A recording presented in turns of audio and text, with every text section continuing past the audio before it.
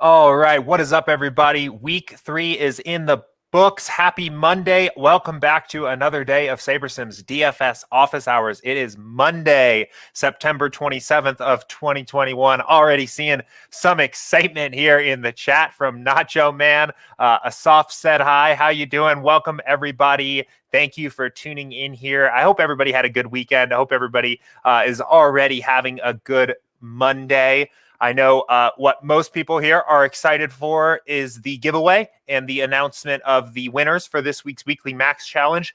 We will get into that in a moment. I know I've already got a bunch of questions in my queue here, variety of different topics. I know we are talking a lot of football. We've got the showdown here, the Monday night showdown tonight, so I'm sure there'll be some showdown questions. It is the last week of regular season baseball for anybody that is still grinding baseball. I'm playing some baseball today just to send off the regular season of MLB the right way. So don't know if there's any more baseball questions, but plenty to talk about here today. If this is your first time watching, again, I imagine you're probably here to watch the giveaway. We'll get right into that. But this is a live Q&A style show that I host here every weekday, Monday through Friday at this time slot, 2 p.m. Eastern. I get questions in from people through our support email, support@sabersim.com. We get questions in through the YouTube chat or through the Office Hours channel on Slack. And I do the show live for a reason. I want you guys to feel like you're really getting your questions answered, that we're really dissecting every component of it. If you have follow-up questions, anything like that. So feel free to pop your questions into chat now if you have them. Again, I've got a queue of maybe a half dozen questions or so to get to after the giveaway here. So we'll get through everything in the order that they come in, but please ask questions if you've got them. I know on Mondays here, especially after the NFL main slates on Sundays, there's always a ton of questions, always a lot of excitement. So feel free to fire away at me here. Let's go ahead and get into this giveaway here. And if you are unsure of what I'm talking about and you haven't heard yet so far, we are doing giveaways and contests here every single week of the NFL season. So all you have to do is make sure that your avatar on either FanDuel or DraftKings or both is set to the SaberSim logo. We've got this page here that has a selection of a variety of different options for you. So you make sure that that is set. You need to max out the mini max on DraftKings, the 50-cent mini max, or the pooch punt on FanDuel, the 5-cent pooch punt for the NFL Sunday main slate. I know there has been confusion about that particular point here through the first 3 weeks. The rules are here that, first of all, it needs to be for the right slate. You are playing the contest for the right slate, the Sunday main slate, and you are maxing the contest out. From there, we need a screenshot sent to andy@sabersim.com. A screenshot sent to that email address that shows that you're in the contest and you have the correct SaberSim avatar. And then we're verifying on our end that you've actually maxed out the contest because it's a little hard to see that sometimes from the screenshot. Those rules are not just made up to make the contest have rules or be harder to enter or something like that. They come from our contest selection principles. Both of those contests grade out very well on the standpoint of effective entrance. Depending on your bankroll, they allow you to get a lot of low dollar lineups in, which smooths out your variance and gives you a greater overall chance at a really high upside lineup. So that is why you have to. That's why the rules are set up the way they are. So remember, to be eligible for this, SaberSim logo, max out the NFL Sunday main slate for the pooch punt or DraftKings, or pooch punt or mini max. Send Andy an email with a screenshot showing your avatar and showing you're in the correct contest. And now, what happens once you've done that? Well, if you take down the contest, this hasn't happened yet, but if you take down the contest, we're going to give out extra cash. We're going to give you a free year or 6 months of SaberSim and custom swag here. These are pretty cool. Custom championship belt, custom trophy, eagerly awaiting somebody to take these down. But also, the top overall finisher is going to get a ticket. So $75 for the mini-max and a $25 ticket for the pooch punt, free month of SaberSim, and entry to a private free roll that we're doing at the end of the season that will include the highest scoring winner of each week. And then also everybody that qualifies for having played all 18 weeks. So obviously, if this is your first week playing, you're not going to be eligible for the all 18-week prize. But we do have, I think, probably 50 or 60 people on each site, maybe a little bit less, that are still keeping this up. So keep it going. If you played all 3 weeks, keep going. Right. That's another important part of the giveaway here, is that we want people to understand that NFL DFS and really all of DFS is a marathon and not a sprint. And it requires kind of staying dedicated, staying true to your process week after week to give yourself enough time to realize the edge that you have in the game. But what we are doing here today on stream, and the most important thing after announcing the winner of this week, is we're going to be drawing 3 random people to win Minimax tickets for next week's contest. Play the Minimax for free next week, and 10 randomly selected entrants for the Pooch Punt. So first off, let's go ahead and get into it and announce our winners here of the highest scores in each contest.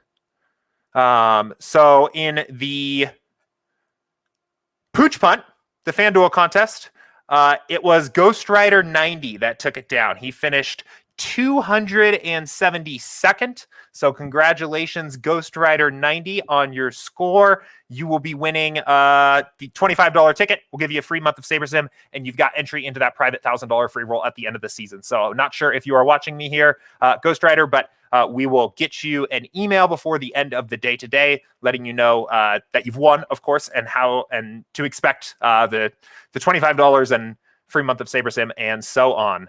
Our winner here for the DraftKings Mini Max, the highest score, was Seminole FS, 248th in the DraftKings Mini Max.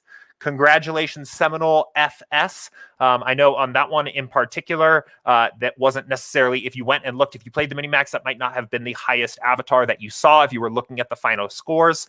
That is the highest scoring player of somebody that maxed the contest out, had the SaberSim avatar, and entered the contest for this week. So congratulations, Seminole FS. You will be winning a ticket to a $75 single entry contest for next week. Or actually, I don't think the tickets expire. So it's a $75 single entry NFL contest, free month of SaberSim, and an entry to the $5,000 free roll at the end of the season for the DraftKings side. So anyway, congratulations to those winners here. Let's go ahead and get into we've got Shaq here lurking in the ad. Let's go ahead and get into the giveaways. So again, I know everybody is eagerly, as soon as I put up the names here, looking for their name on the wheel. So I'm going to make sure I double check here. Let's do DraftKings first. So we have 63 names here for DraftKings this week. That is correct. So let me go ahead and load these in. We're going to spin this wheel 3 times. And everybody here is going to win free entry into, well, not everybody. The 3 winners are going to win free entry into next week's Mini Max. So let's go ahead. We'll do our first spin here.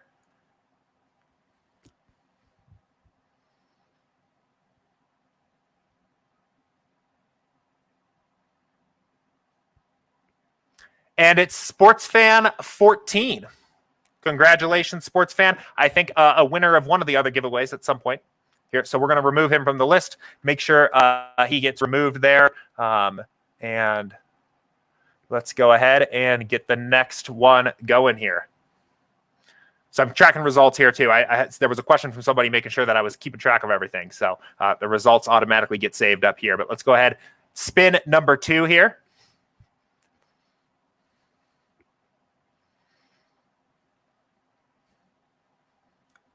And ZC Golf 16.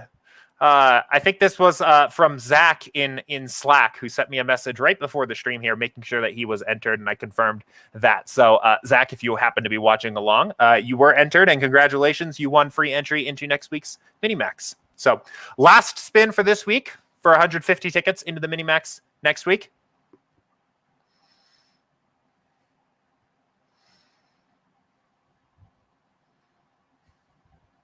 And T-Swift 98, very close to Toasted Taters, who I know has also won a couple throughout the season here, who was our week 1 overall highest scorer as well. But T-Swift 98, congratulations on your 150 free tickets to next week's Mini Max. We'll go ahead and remove you here. Let me grab these real quick so I've got a record of this on my end, and we will keep it moving forward.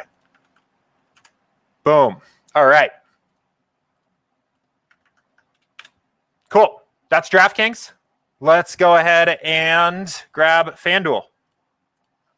So FanDuel, I should have, let me double check against our master list here, make sure that we have the right number.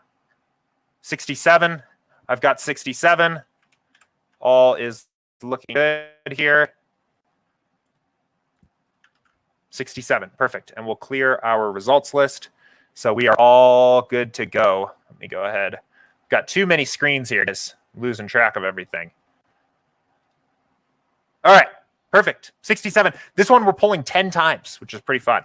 So 10 different people will get free tickets into the Pooch Punt next week. $7.50 each. But let's go ahead and get this going. Our first spin of the wheel for the FanDuel side.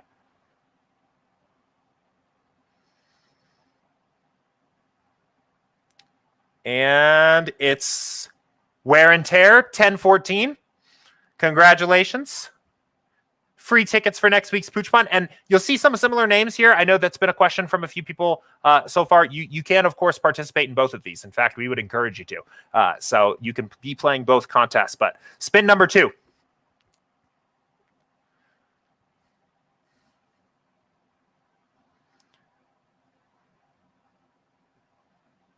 And it's Rum Runners. I assume that's how that's pronounced. Congratulations, Rum. I see some questions are coming in here on YouTube chat as well. I'm going to do another spin here. But we are just doing our giveaways for this week. So we'll be getting through all our giveaways here, and then we'll jump into questions. Ogden, 33302. Congratulations.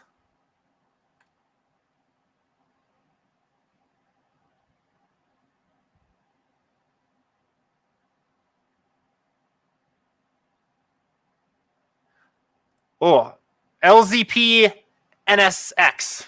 Congrats. Spin number 5.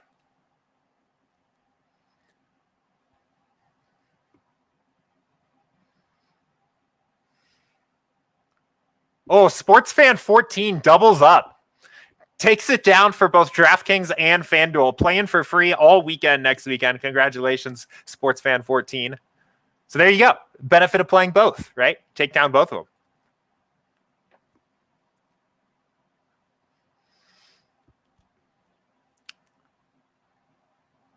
Oh, very close. It's Dice Hawk that takes down this one here. Our 6th winner. We've got 4 more.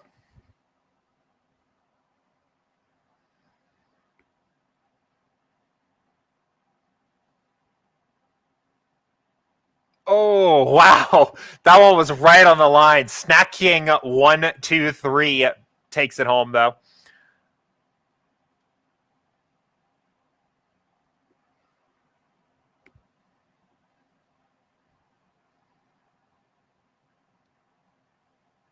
Oh, man. I feel like it's got to be built into this thing that it is intentionally a little more dramatic at the end. But congratulations, Ryuks. That was number 8 here. So 2 more.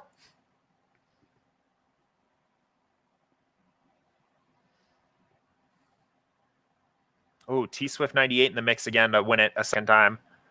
War Helmet. These are all right on the line here. Congratulations, War Helmet. And our final FanDuel giveaway winner for this week for 150 tickets to next week's Pooch Punt is Big PLC. Congratulations to all of our winners for this week. Let me copy these here. And if you guys,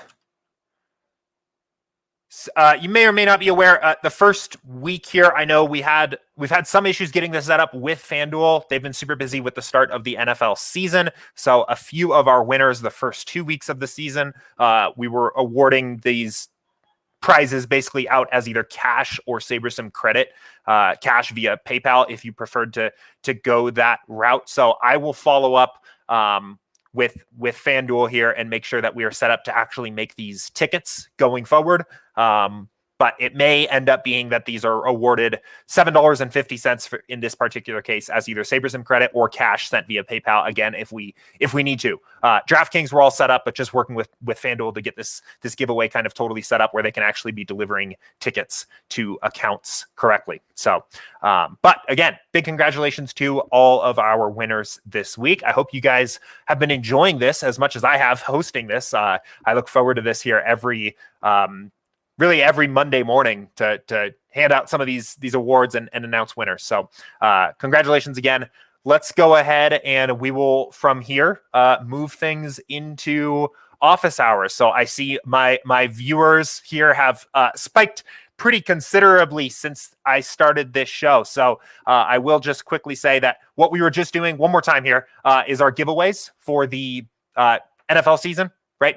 Basically, you wear the SaberSim logo, you send Annie an email showing that you're playing either the mini max or the pooch punt and maxing it out, and you're eligible to win prizes, win tickets for next week's contests, and it's just a pretty awesome deal all around. So I'm not going to read this whole page out for everybody again, but we announce these giveaways here every Monday. I guess it's afternoon now here on office hours. All we need is to get that email from you by about 1:30 p.m. Eastern time every Monday, and we'll get you in the giveaway. So just pulled 13 names out of the hat for DraftKings and FanDuel together. We had 2 winners, the highest score winners this week that are going to win some extra prizes, and we will keep it rolling with week 4 next week. But let's go ahead and start diving into some questions here. So let me think about the best place to start. I'm going to close this.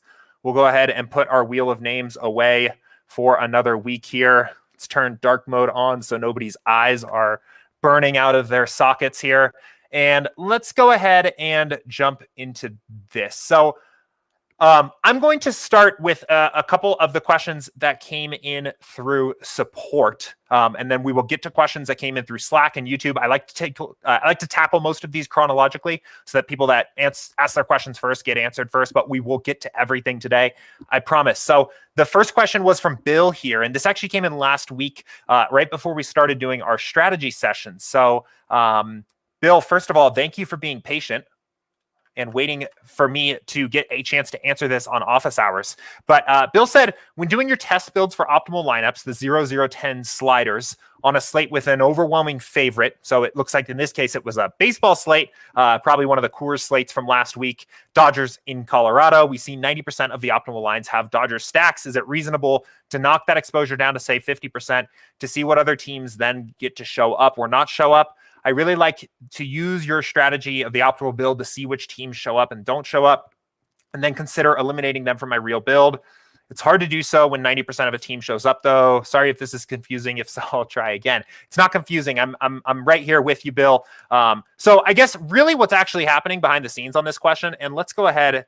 That's not a very good baseball slate for today. So maybe we can go back to like Fridays of last week and use that as an example, the 15 gamer.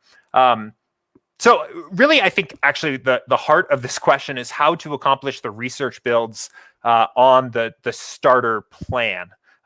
Because what's actually happening here is we're limited to only see the first 20 lineups. We can't view the whole pool, and we can't build more than what the defaults are set, right? The point of the research build itself actually is when you can build 1,500 lineups and see all of them, you set your sliders to 0, 0, and 10. You turn the effects of correlation and ownership fade off, and you basically just look at how often a player shows up in the optimal lineup when we're using single game simulations to build every single individual lineup. In other words, if we simulated the slate 1,500 times, how often do certain pitchers and players show up in the optimal lineup? But what's happening here is that we only have 20 lineups in this particular case. If you are restricted to 20, and you're not going to be able to expand the pool to see the whole pool. Now, I mean, obviously, I would first say if you are doing the research builds often and you see the value behind them and like doing these, I mean, the best thing I can offer is consider it an upgrade to the advanced plan where you can build the whole pool, view the whole pool, and then you don't have to worry about this as much. But let's say that's not an option for you and you want to stay at the starter price point here, and you're going to keep doing the research builds at the 20 lineup point. So let's just run this and kind of see what we get. And we'll talk about this a little bit of ways that I think you could deal with this, or you could get by this particular issue. And I think, Bill, the easiest thing to do here is probably what you're already doing, is just eliminate or cap exposure on the plays that are showing up at the top to see what's next and what's immediately behind that. So you mentioned here that you were looking at a particular slate where it was like Dodgers were the play. And you want to see what the next best stack is, and you can only look at your 20. Just remove the Dodger stacks and then see what's popping up. And it would be a way of kind of mimicking the effect of it wouldn't be exact, but it would basically mimic the idea of building your full pool of 1,500 lineups and just looking at the stacks page or the players page to see what's popping up. But the other thing to note here is that really, if you have correlation off, you're not really going to get to see, like, your stacks that you're seeing here are basically just going to be kind of pure luck, right? These aren't actually correlated stacks. It just so happens that different combinations of players showed up in the optimal lineup. But let's say you wanted to do this from a standpoint of pitchers, right? And you were looking at this and you were saying, okay, so this is like basically the set of pitchers that I'm kind of working with from this slate. And what comes next, right? Like, if I'm not going to play Sonny Gray, what's the next best option?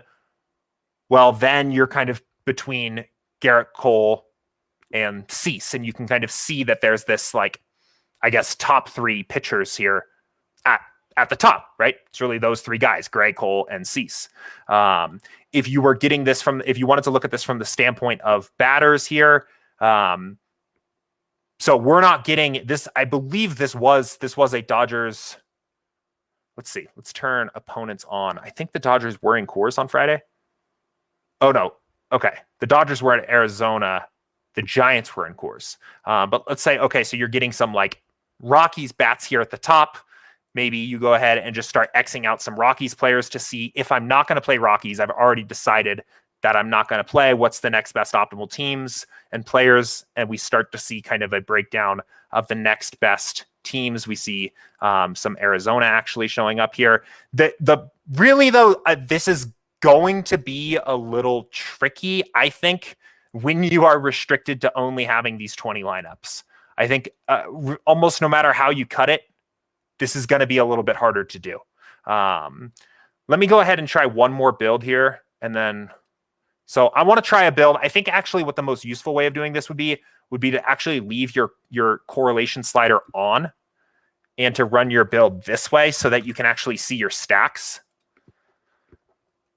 Because then maybe we can at least do this from the standpoint of stacks. So the difference between this build is that we're actually going to value correlation. We're not just going to print single game simulation optimals, like actual scoring optimals. We're going to tell the builder to value correlation and put players that are correlated together in the lineup, similar to how we would do if we were building our actual lineups. But this might be a little bit of an easier way to actually do stack research if you're only limited to having 20 lineups. So we'll give this just a second to run. I guess this is a good opportunity for me to plug. If you're watching this and you're like, what is even happening here? Like, why are we turning the sliders to 0, 0, 10 and then turning correlation on? What is a research build? Like, I have no idea what's happening. This research build idea, it's something that I talk about pretty often here on stream. We talked about it in a few different strategy sessions as well. So Max and I recently talked about it here in our most recent strategy session, how to find the best NFL DFS stacks, but it also came up in baseball, how to find the right stacks for MLB DFS. And it's this idea that we can engage directly with the simulations we have by telling the builder to use single game simulations for the projections for each player in each lineup, and then building a ton of lineups, typically 1,500. But in this particular example, we're limited to the 20 on the starter plan, but typically 1,500, and then just looking to see what the most popular plays are using single game simulations. It lets you kind of find upside by engaging directly with the sims. So anyway, what I would recommend doing from here then is looking like at your stacks. So you can see this is at least a decent approximation of what the highest upside stacks are. So it's Yankees in this particular case, right? But let's say we wanted to just get, and then it's probably like St. Louis and Toronto. Again, not exact because we don't have the full pool of lineups, but we can use this to approximate this. And if we want to remove the Yankees, we can see like what the next best teams are and how the breakdown is when we remove teams. But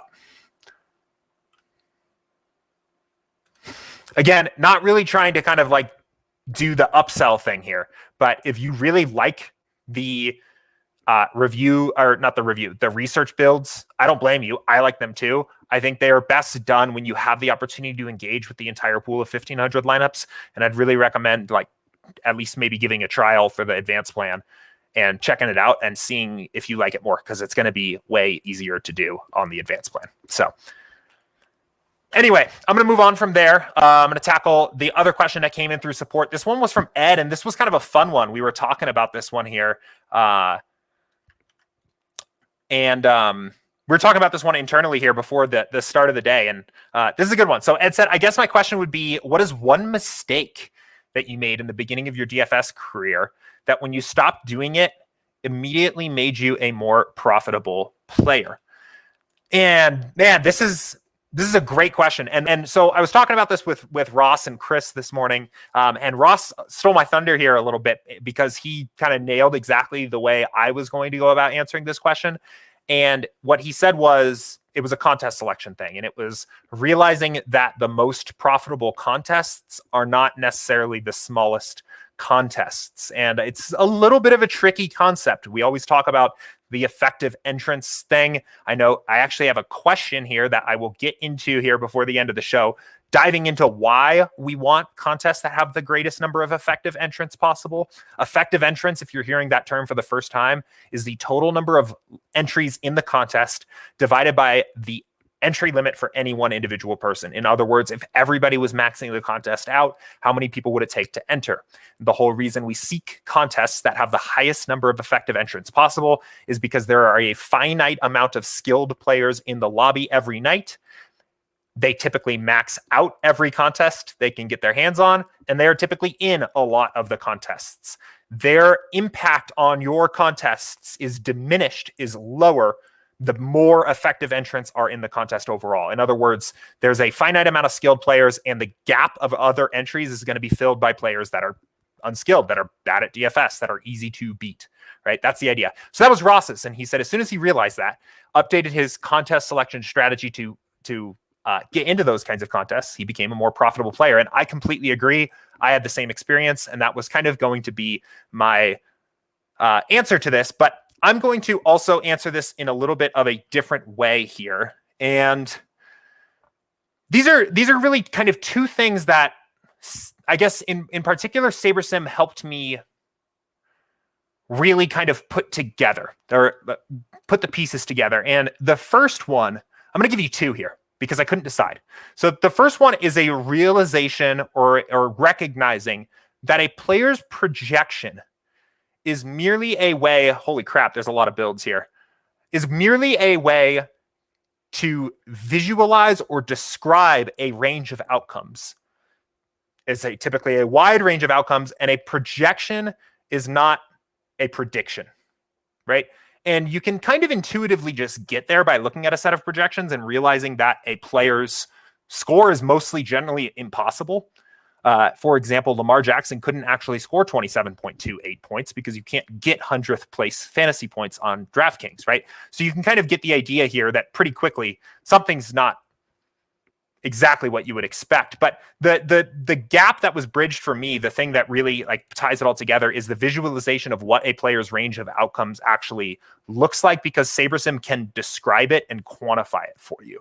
And it's different for different sports. It's different for different positions.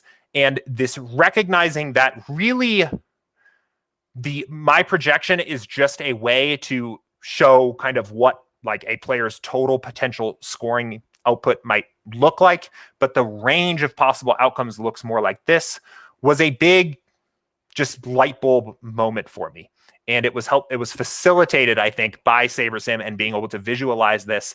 And once you get that this is really just a like because all this number is it's the total points scored across all simulations divided by the number of simulations. It's really just like a manifestation of like what's the highest potential total scoring output, but it doesn't really mean anything. And we're not actually even using this. Max mentioned this on the strategy session last week. We're not actually even using this number at all. Like, I'm not even kidding, at all, unless your sim variance is at 0, which I wouldn't recommend. When we build your lineups, we're pulling from this.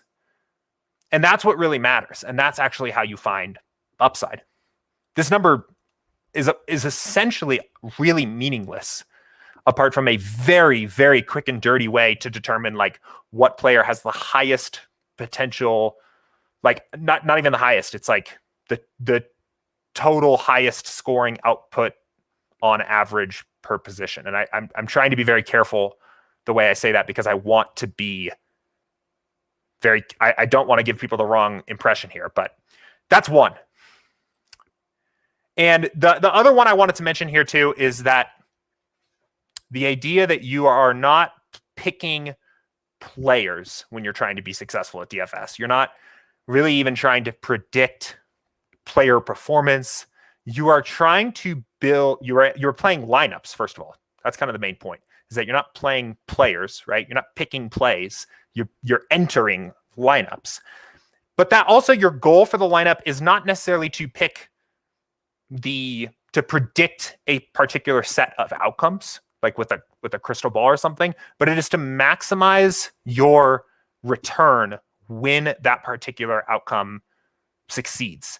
And that a lineup is profitable if it pays out basically more than its fair share of expectation. Let me think about the right way to say this. Well, I guess literally the definition of expected value is the probability of an outcome happening times the return you get when that outcome happens. And translating that to lineups, you are not, so for any individual lineup, you are basically trying to make sure that the chance of that lineup paying out and being in the payout positions times the payout you get when that lineup succeeds is profitable over the long term. I feel like I'm getting a little confusing. So I guess kind of the point here is that, and the gap you bridge here when this kind of light bulb comes on is that you don't need to slam the best chalky plays, right? That's not the point. A lot of people have some idea that I want to avoid ownership in GPPs, but that's kind of the reason why. But also that like a lineup is bigger than the individual player. If you play a Stafford stack, you're not making a play. You're not making a prediction of Stafford's performance in the game. You're making a statement that the Stafford plus Kupp plus Higbee with the Godwin run back or something like that, combined with the other components that end up making the whole lineup, is profitable given its expectation of success. And the practical advice here, or the reason why this is valuable on SaberSim, is this is basically fueling the entire viable lineups argument that we kind of make with the tool. So let me go ahead. I'm going to try to clear out some of these builds because these are crowding up my space here. So let's start fresh. We'll have week 4 projections probably by this time tomorrow, but for our last week 3 builds here.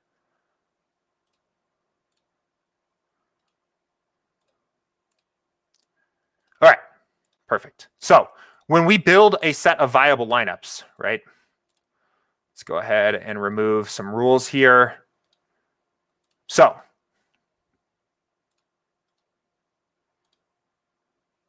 okay. So when we say that a lineup is essentially viable for a contest, right? You're going to get a lot of different looking lineups here, and there's going to be a spectrum of stacking size, how correlated the lineup is. There's going to be a spectrum of ownership sum, how total owned the lineup is. There's going to be like differing Saber scores. And when we're saying that a lineup is viable, or this entire pool of 500 lineups is viable, we are not necessarily making the statement that every single lineup has the exact same percent chance of binking the contest or whatever, or that the highest overall Saber score lineup has the highest overall chance of binking the contest, and the next one is the next highest chance of binking the contest. The statement that's actually being made here is that this is the highest expected value. I guess that's really the point I'm trying to get around here too, is that this is the highest overall expected value contest lineup in the pool, right? But based on Saber score, and that it is paying out in a way that is profitable given its expectation of success over the long term. And I think like the click there ended up ultimately being, and I think we're gonna end up wrapping around to this on a question that I want to talk about here at the end of the stream. But the click moment is that it's not, okay, I'm going to play Marvin Jones, and am I 100% confident in Marvin Jones being successful? It's more how many positive expected value Marvin Jones lineups do I want to risk in this particular slate? How much do I need to get over and realize that the edge that I have there without being overly risky? So maybe it's something like this. I don't know. But anyway, I think Ross had a much cleaner answer to this question. Contest selection, right? It's a very digestible, easier to approach, I think, answer. And maybe I should have stuck with something like that. But I really kind of wanted to at least try to answer this question in a way that was like really personal to what my actual individual process has looked like and how it's evolved and how SaberSim has helped me kind of get there. And those are kinds of the two things that really helped get me there. And one is that a recognition that, first of all, these are not predictions. We're not predicting that Chase Edmonds is going to score 16.78 points. It is purely a boiling down a range of outcomes to a single number that ultimately isn't that useful to you, to be completely honest. And the second is that you are not playing players when you are playing DFS. You are entering lineups that ultimately will succeed or fail together. And that is why we approach the DFS process the way we do. We build this massive pool of lineups that we think can be successful and allow you to kind of mess with player exposures and things like that, but ultimately have the lineup behind it that backs it up, that is strong. So anyway, I will move us on. Don't see too many questions here about that particular question or topic. So that's good. As I was talking through this, I was worried that I was just going to be confusing the hell out of everybody watching here. But it looks like I've managed to avoid doing that. A few comments on that here. Yardy said, that was the best advice I've ever received. When I followed that advice about effective entrants and started using SaberSim, I started winning again. Yeah, it's huge. And our video, our most recent contest selection video that is on our YouTube channel here, is right here. How to double your NFL DFS ROI in 15 minutes. And I mean, it's a legitimate claim. It's not clickbait. I think doubling your ROI, especially in a sport like NFL, can actually be what you're like. That can actually double your ROI by doing good contest selection. So, David said, I think my biggest mistake was trying really hard to max out the salaries. Yeah, that's a good one too. I think people maybe, especially because of the kinds of lineups that you'll get built out of a traditional optimizer, assume that you need to max out salary, or you can only build lineups that are right up against the salary cap. And especially on sports or especially on things like Showdown or higher variance sports, just like baseball or NFL too, really, you don't need to do that. So, David also said, what's the minimum number of effective entrants that you recommend? We typically recommend 1,000 is the line where kind of a good contest is drawn. There's obviously that's not it's not necessarily a super hard and fast rule. We had a few users last week that were like, hey, I'm trying to follow the 1,000 effective entrance rule, and there's literally no contest to play on DraftKings besides single entry. And yeah, that's true. At this point in the MLB season, it is baseball is going to be pretty sharp. A lot of the players that are still playing baseball are sharp, and they're the ones that are keeping the contest filled. So they're harder to win. But 1,000 is typically the line that we kind of draw there. So let's see here. Daquan said the click for me was realizing this was just math. I used to look at names instead of the numbers. Yeah, I've heard that one before too as well. From people, I think SaberSim helps kind of facilitate that and get you along that path. And that's also true with just our content in general. That's why we don't do tout shows, because they don't really work, to be honest. And I feel like that whole line of thinking is kind of the exact opposite of what I was just explaining for mine, right? Like, we know very little about what's actually going to happen on a given slate. Like, anyone does. So what's the point of like me telling you like to play Joe Mixon, right? Joe Mixon's going to have a good game. It would be more interesting to say, okay, well, let's look at Joe Mixon and what are the lineups that we're building with Joe Mixon look like, and what's his ownership? Is there correlations that we can find with a guy like Mixon and so on, right? Because picking a player there's just not a lot of value behind that. This is interesting. I'm going to keep rolling through a few of these others from people that had other. Gerald said, I had better success picking value plays for each position. Usually have a lot of cash left over those players. Can be very low owned. I do well when the lineup goes off.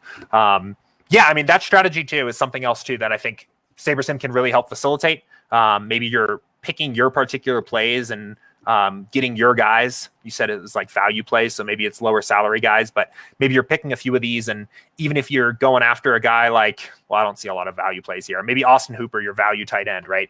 And you're going in and you're getting a lot of him. He scored on Sunday, I think, right? You know that when you're pushing in some Hooper lineups, you know that they're still getting good. You're getting lineups where it makes sense to have him. So, but cool. I see there are also a bunch of other questions that have come in here, so we will get to everything. I'm going to first jump back to Slack and get the questions that came in here earlier this morning. First question, this was from Wisco. And Wisco, I responded to you in Slack. And first, let's read the question. And he said, my question for office hours, can you talk more about the type of research that should be done outside of SaberSim that we can do to help give us a better edge? And I wrote out an answer in Slack explaining that, you know, I wanted to talk to about this question and talk about maybe some situations of or signals of when you might want to do a little bit of additional research. But I did link this older video. It is called, it's on the site here. Under football, here at the bottom, Advanced NFL DFS Strategy Adjusting Projections. And this is 2 years old. It's going to feature a little bit of an older version of SaberSim, but a lot of the principles are still the same. And this is Max and Danny actually kind of talking about their more advanced process of what they do to tweak projections and what their outside research process looks like. And I don't spend a lot of time doing outside research when I tackle an NFL slate. I'm going to be completely honest. I really don't. And my whole thinking there is that I would prefer to just go with the assumption that the model is frankly, essentially perfectly accurate, but make my adjustments of what I think makes sense of how risk averse or not I want to be on certain players and stacks and lineups in the exposures, right? It just makes more sense to me. It always has. I'm less interested. I know Trevor Lawrence is probably going to be the most popular name that will come up here in this stream today. It just makes a lot more sense for me to look at something and say, okay, wow, I'm getting a bunch of Trevor Lawrence. I'm going to adjust my exposure rather than adjusting projections, because I can say I want 20% of my lineups to have him, even though I think he's a good play, rather than going in and trying to dig into advanced stats or anything like that to adjust his projection up or down. It's just a more precise tool, I think, for me to say this is the exact amount I want, rather than digging back into the projections, trying to kind of reverse engineer the projection and then just see what I get out of that. But with all that said, I think there are indications that you can use within a build that maybe will kind of send you on the right path to determining when the right time is to do additional research. And one, and the most obvious one, is going to be getting something that surprises you or something that you don't expect, right? This is something that would qualify like that for me and did qualify yesterday. I took the approach, again, my approach here is to say, okay, the model likes Jacksonville. That does kind of check with my intuition. It's a 50-point total game, probably a game that they're going to be playing from behind, but I'm going to do this. And I was kind of just satisfied with that and moving on. But this would be a good indication overall that maybe this was a situation deserving research, additional research to go kind of check and see if this is something that the field is maybe just undervaluing, or if maybe the model's a little out of line here. The best overall way of determining what those situations are to do that are probably using the leverage column. The leverage column, when sorted one way or the other, is basically going to tell you how much more exposed or how far underexposed you are compared to the field on a particular player you are. I feel like I chopped that up a little bit. But this is going to be your best source of determining where opportunities are for additional research. And it can come in different ways. But obviously, we are very bullish on this Arizona-Jacksonville game. Like, a lot of these first players are Jacksonville, Arizona, Jacksonville, right? That would be, let's reset exposures here.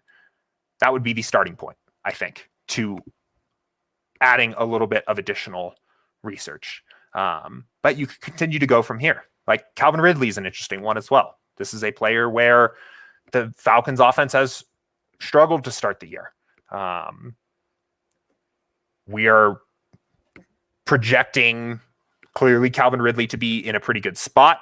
I don't even think he was this owned, but the builder wanted you to be basically twice as exposed to this guy with a default build on a 20 max setting. This is a good indication maybe that looking into the Falcons offense is a good option. And again, my particular approach here is to assume that the model has a strong overall sense of what to do and what the ranges of outcomes look like for these players. And I'm adjusting this from the standpoint of how much risk do I want to take on with these players. If Trevor Lawrence comes in at 15% owned, I might have enough edge on the field by adjusting him to 30%. And I think there's actually a question coming up here about this as well. I think there's a question coming up about this as well, but I'll tackle the exposure setting here when we get to that question. But that's, to me, like what would be the biggest signal. I don't want to beat a dead horse here. Is the best opportunity to look at where's a game that I should spend my time researching is a game that you are seeing that your leverage is extremely high or very low, right out of the gate, right? So the opposite case in this would be that we were relatively under on Minnesota and Seattle. And this could be that the field is overvaluing that particular game, or it could be that the model's undervaluing that particular game. So you could spend a little time doing additional research there. You can also expand your pool and view the whole pool and just see what these things look like across every player. I wonder if Madison was maybe excluded or something like that, and I didn't see it. That's probably what happened. But the point still stands. So, and then again, from there, if you are interested in, okay, so I get this, I get when I should do additional research and look at things that are outside of the model. Yeah, it looks like we excluded. So there were a bunch of players excluded when we ran that build, but the point still stands. And if you are then saying, okay, I get it, I get when I should do additional research here, what do? I would recommend watching this video, the advanced NFL DFS strategy adjusting projections, because again, I am pretty happy to just edit exposures and move on. But I know Max and Danny spend a lot of time. I think Max said on Friday even that he ends up typically editing and entering custom projections for like almost every team on the slate based on his research. So this is a good video to watch if you are more interested in doing that. So, all right, let's keep it rolling. Okay, good question here. This was from Adam, and he said TLDR version, which definitely is still quite a bit here, but we'll read this. Why not just use the research build as my entire Showdown process? This question may fit better on last week's NFL/Showdown videos, and not trying to be redundant, but maybe worth discussing. Could you talk through the Showdown sliders relative to field size? I understand their importance on regular slates or in small fields, but wouldn't it just be a lot more viable in larger fields to just disregard them? I know they default to high variance, low correlation anyway. Why not just use a large pool research build, see the percent guys that are optimal, especially at captain, then decide which direction to go or where to take stands? Assuming the SaberSim model is accurate, then wouldn't this offer a much more robust understanding of the risk reward of those stands? Any direction one would go would already be in that pool of lineups. This is really a question of making the process more efficient, saving time on multiple builds, steps, etc. Thanks again. The daily office hours videos are always useful. Yeah, Adam, this is actually pretty much exactly what I do.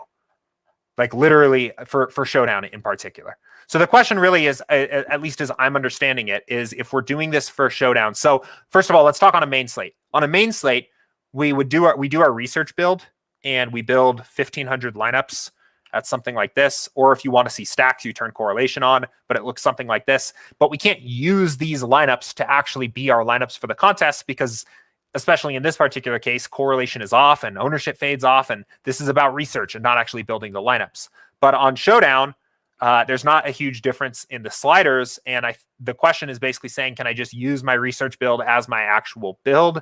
And I think the answer is probably cautiously yes, as long as you know what you're doing. And what I mean, as long as you know what you're doing, if you're running a research build and you're doing the sliders here at 0, 0, 10, there's a few things to note. First of all, maximum salary is set to 49,900 to avoid duplication in NFL Showdown, which isn't going to have a dramatic impact on your research build, but it theoretically may have some impact. It may not actually accurately totally show the best optimal lineups because you're limiting salary. That's one thing to consider. The other thing to consider is that if you're turning ownership fade off to run this build and then you're going to use it for your lineups, you should make sure that you're going to be making enough changes to properly leverage against ownership, because you've turned the slider off. So you've basically turned like the only tool that's going to help you avoid ownership off in the build setting process. So you need to make sure that you're intentionally avoiding ownership in the post-build process, at least in some capacity. But broadly speaking, if you wanted to do this, this is actually kind of what I do, is I run the research build, and then I look at the percent chance of certain players showing up in this 1,500 pool of lineups, and then I restrict the build back down to maybe my 50 to 150 lineups that I'm actually playing, and I adjust my exposures from there. And it does save time, because you don't have to run the two builds. And I think it really only works in Showdown because the slider settings between the research build and the actual build you'd be doing yourself are super similar. It's really just a difference of ownership fade, and you're making adjustments to fade some ownership here as a part of this step 3 process anyway. So like, for example, right, we're looking at our exposures here. Most popular captains or most likely captains are the Dallas receivers, then Sanders, Hurts, Elliott, Dak. My impressions of how I think this slate is actually going to play out is that I think the quarterbacks are going to be the most popular captains. That's my prediction. I think that's in line with our ownership projections, but I think this is actually going to be even more significant than we're projecting at the moment.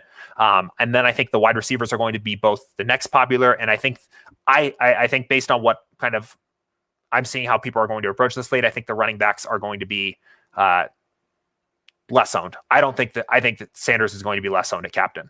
So let's say I wanted to take that here in and adjust a pool of 60 lineups, just for example, right? I could go in now, and this is still technically the research build, but it doesn't really matter because we don't need correlation, and the lineups are constructed the right way already.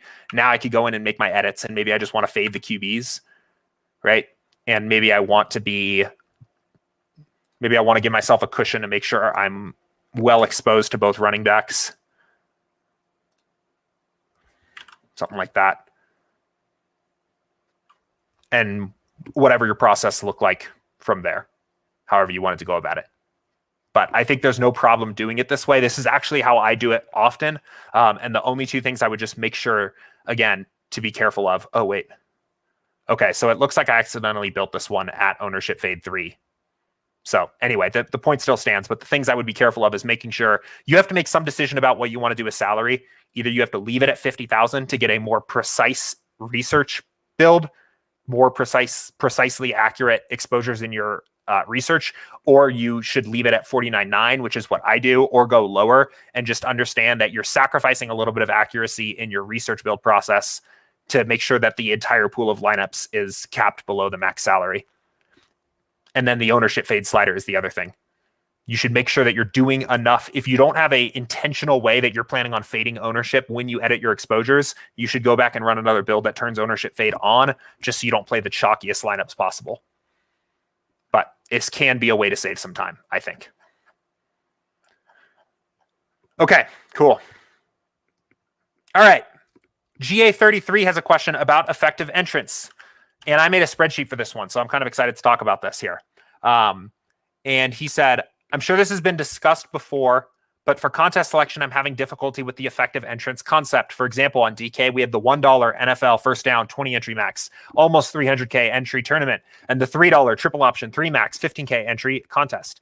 Though there may be weaker competitions in the bigger contest, don't you still need a more perfect lineup to take first versus a smaller contest where you don't have to hit as perfectly? Last week, 226 took down the $1 versus 214 taking down the 3 max. If there's a previous office hours that discusses it, I'd love to check it out. Thanks. Love office hours. It has been very helpful. Okay, cool. Let me pull up my spreadsheet here, and I'm hoping that this shows this in an easier to kind of understand way. So let me make this a little bit bigger. And I've done this before on stream where I make my little spreadsheet. Gotten some positive feedback on this, so I think this is helpful. So first of all, I took the contest exactly the way you wrote them, GA33. So I'm hoping that these are right. They are, so $1 per entry. That doesn't really matter here, but 20 lineups per person versus 3 lineups per person, 297,000 entries, and 15,000 entries, right? And we're going to have some assumptions here, right? So these are kind of the core assumptions that it takes for this line of thinking to make sense. And the assumptions are that there are 1,000 actual individual human people playing DFS that night that are more skilled than you, right? It's just a kind of a random number that I pulled out of a hat, but it works here. We're assuming, again, as we always do with the effective entrance thing, that everybody playing these contests is maxing them out. So in the first down, everybody playing is playing the full 20 lineups. In the triple option, everybody's playing 3, and that the players more skilled than you are playing both contests, right? And that's, again, a core assumption for the effective entrance standpoint, right? That even if that's not exactly accurate, the most skilled players in the lobby are playing the most contests and lineups. They're maxing the contests out that they're playing, and they're also playing a ton of contests, right? That's kind of the whole, that's a huge assumption, right? That powers a lot of the thinking behind this. So what that does to the contest, and yes, while this contest may take a higher score to win, because there are so many more entries, right? Out of pure just math, the highest scoring contest lineup in this contest is almost always going to be higher than the highest scoring lineup in this contest. But the goal necessarily is not to just bink everything. It is to be profitable, right? And everything ultimately comes down to this line for each of these. And this explains why this is actually the more profitable contest. In this particular contest, there are 1,000 people more skilled than you, and they're each playing 20 entries. So D3 times A4 is 20,000 lineups. There are 20,000 lineups in the contest that, whether those lineups are going to do better or worse than you are, they are made by people that are better at DFS than you. In this contest, there are 1,000 people playing this contest. They each get 3 lineups. There are 3,000 lineups in the contest that are made by people that are better than you at DFS, right? They're just assuming that however you want to determine that metric, they're better than you are, right? That only makes up 6.73% of the total entries in the contest for the first down. In the triple option, that makes up 20% of the entries, right? That's the difference. If this contest pays out 20% 20% of the field gets paid out. Let's just assume. So again, we'll just do the same format. 20% of the field gets paid out. And we'll just assume that's true for both contests, right?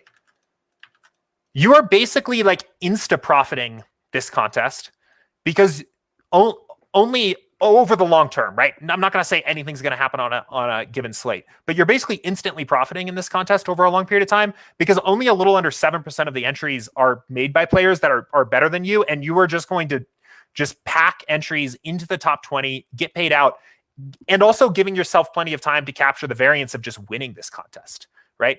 In this particular contest, though, you are almost swimming uphill immediately, right?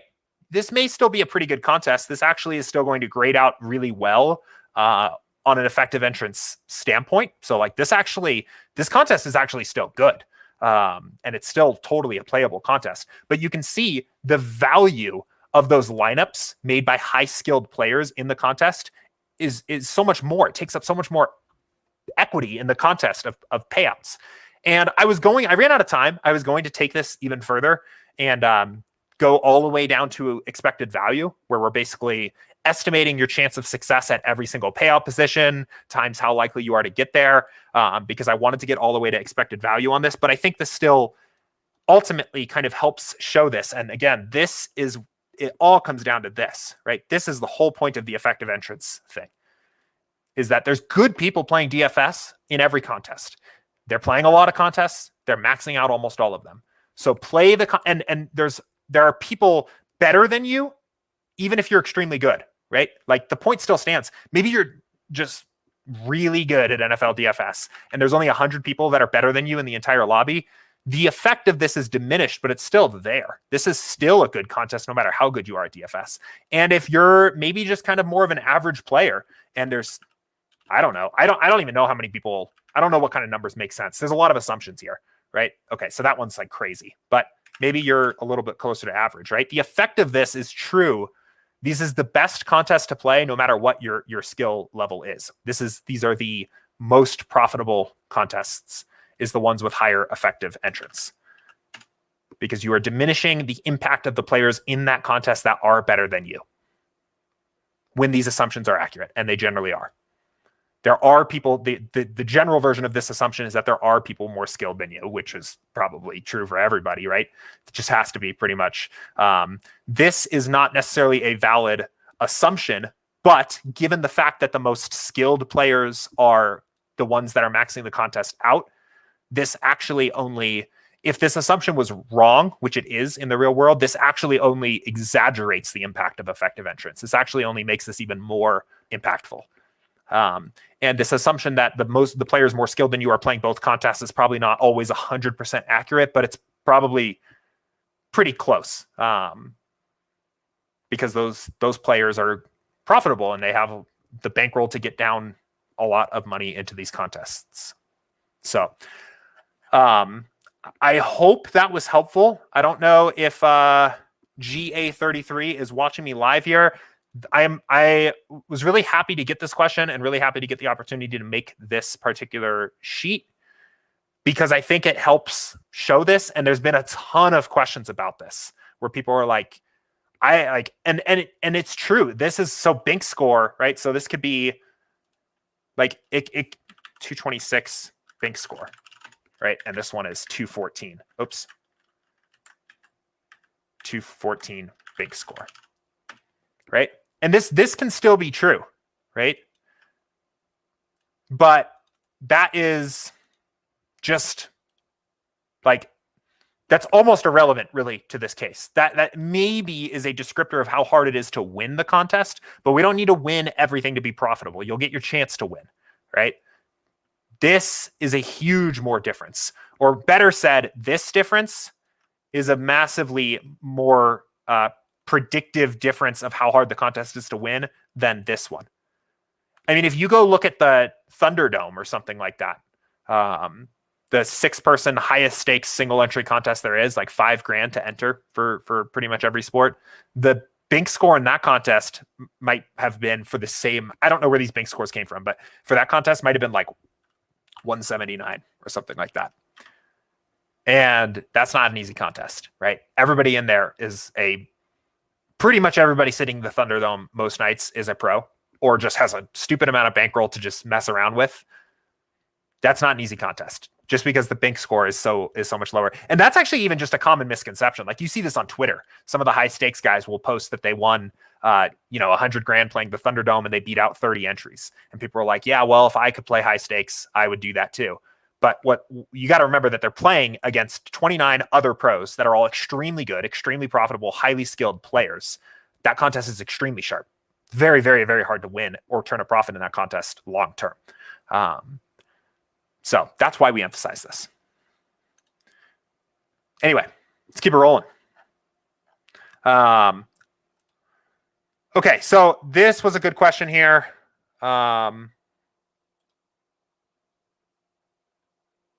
Okay, so Phantom asked,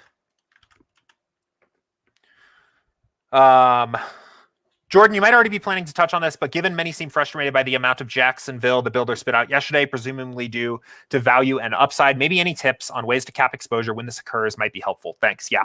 And Pippin Ain't Easy reached out to me as well and asked a similar question via DM and basically said the same thing, right? Like what's the best way to cap exposure or to think about capping exposures or why I should do that or when I should do that. So let's pull up our build again, our test build, and dive back into this. And I think I kind of jumped the gun with this question, the way I answered the one about editing projections, but the point stands either way, right? I guess ultimately the indication that it is time to look at something or time to maybe take a second look is I think the best way to do it is with this leverage column. The leverage column, again, is indicating to you like how much more overexposed to the field are you or underexposed are you on a certain player, assuming that these ownership projections are accurate, right? And another way of looking at this is basically saying that your highest leverage player is more or less your favorite play on the slate, your most confident play on the entire slate, right? The play that you think is from the lens of profitability and expected value, that the field, given the projection and range of outcomes and ownership projections, is the player that the field is most not looking at or undervaluing, right? So an indication that I think it's maybe time to set a max exposure is if that's not the case, or that you don't want to be 75% more exposed to Trevor Lawrence than the field. It depends on the position and it depends on the slate, but I find that I generally don't want to be more than about 20 to 30% more exposed than the field on almost any player. And that is expressed by this calculation. So for example, I think first of all, I edited ownership here on Trevor Lawrence. I didn't think he was going to be 16% owned. So this was a player that I edited down to about 5% ownership. That was just kind of like a gut rough call of where I thought ownership was going to go for the quarterbacks. So I felt that between, I could be wrong, but between 15% projected ownership from SaberSim and what I thought was probably going to be about closer to 5%, if I wanted to be about 20% more exposed to the field, because again, I'm trusting the model here. Like that was my particular take, is I didn't necessarily, just like everybody else, maybe didn't necessarily expect to see a ton of Trevor Lawrence, but it made sense with my overall intuition. So I said to get about 20% over the field on a player and stack that I felt like the field was overvaluing, I was going to set a maximum exposure to 30, right? And basically, at the end of the day, what I'm getting out of there is I'm saying I'm 6 times as exposed to Lawrence if he's 5% owned. I'm twice as exposed if he's 15% owned. I'm overall over on a play that I think the field is overvaluing, right?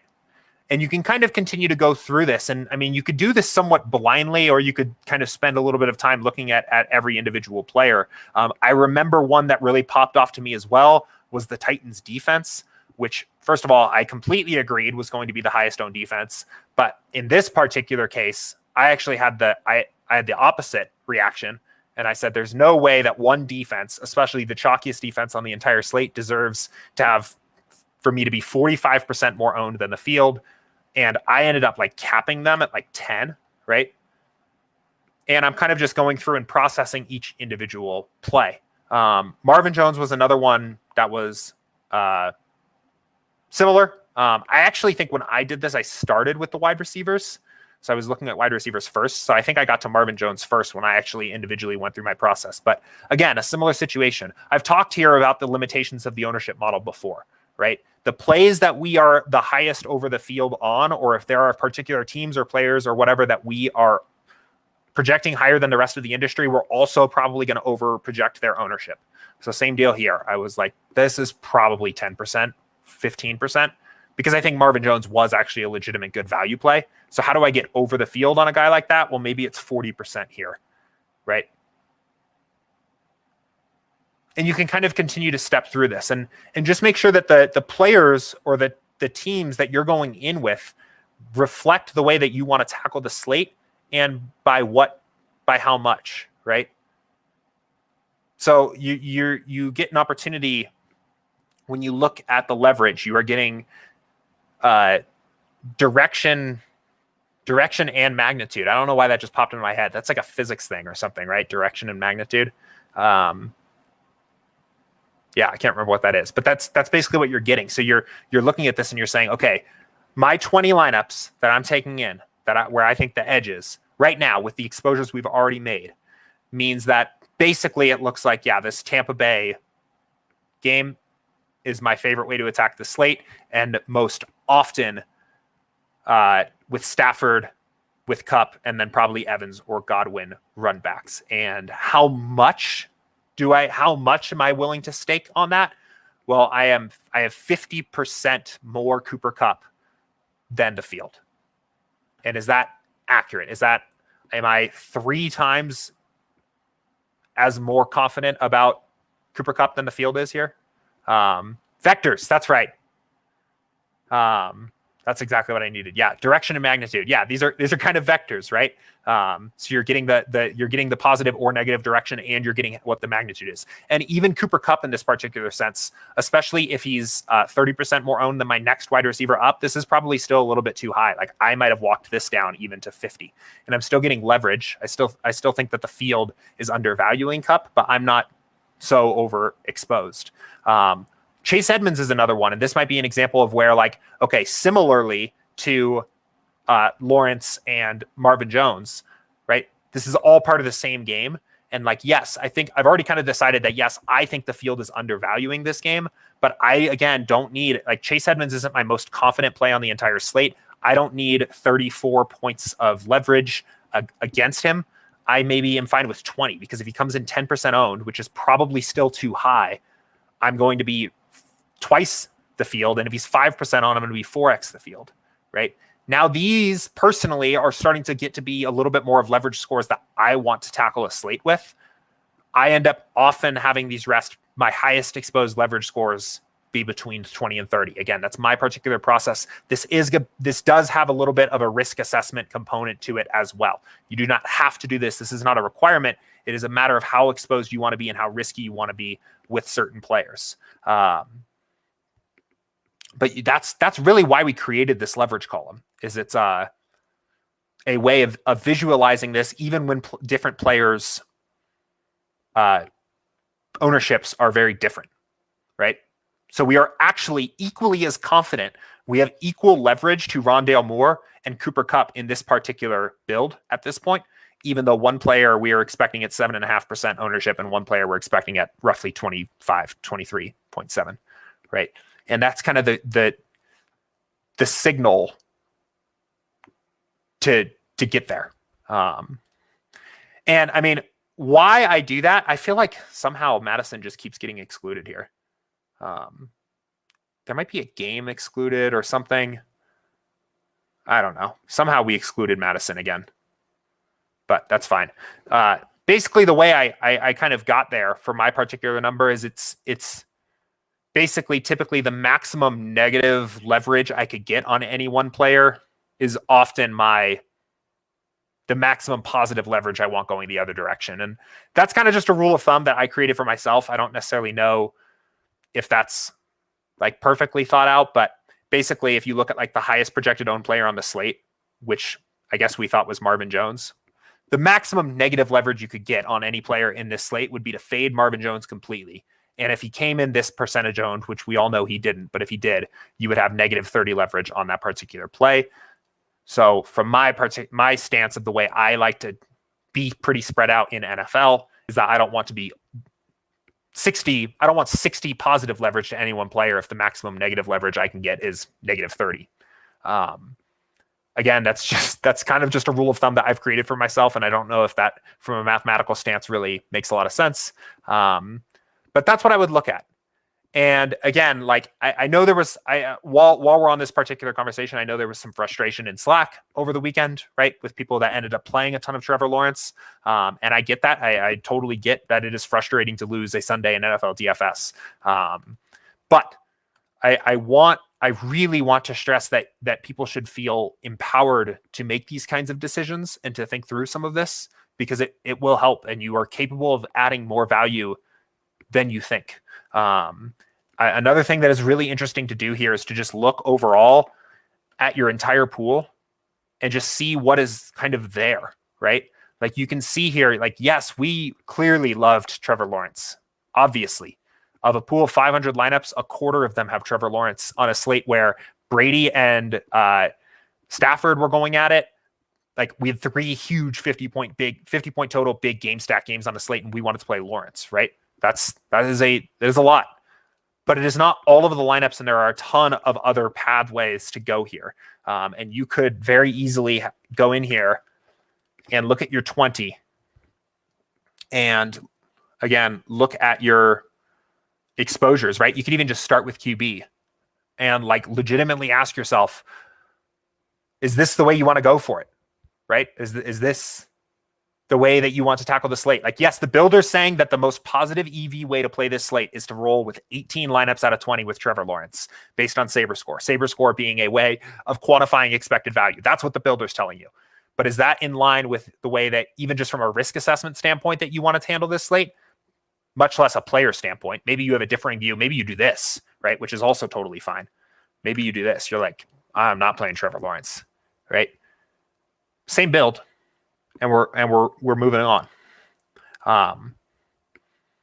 But your indication of when it's time to maybe just at least stop and think and say, how much of this guy over the field do I need to get to feel confident that I am giving myself an opportunity to realize the edge I have? It's start with the leverage column is the best thing I can recommend.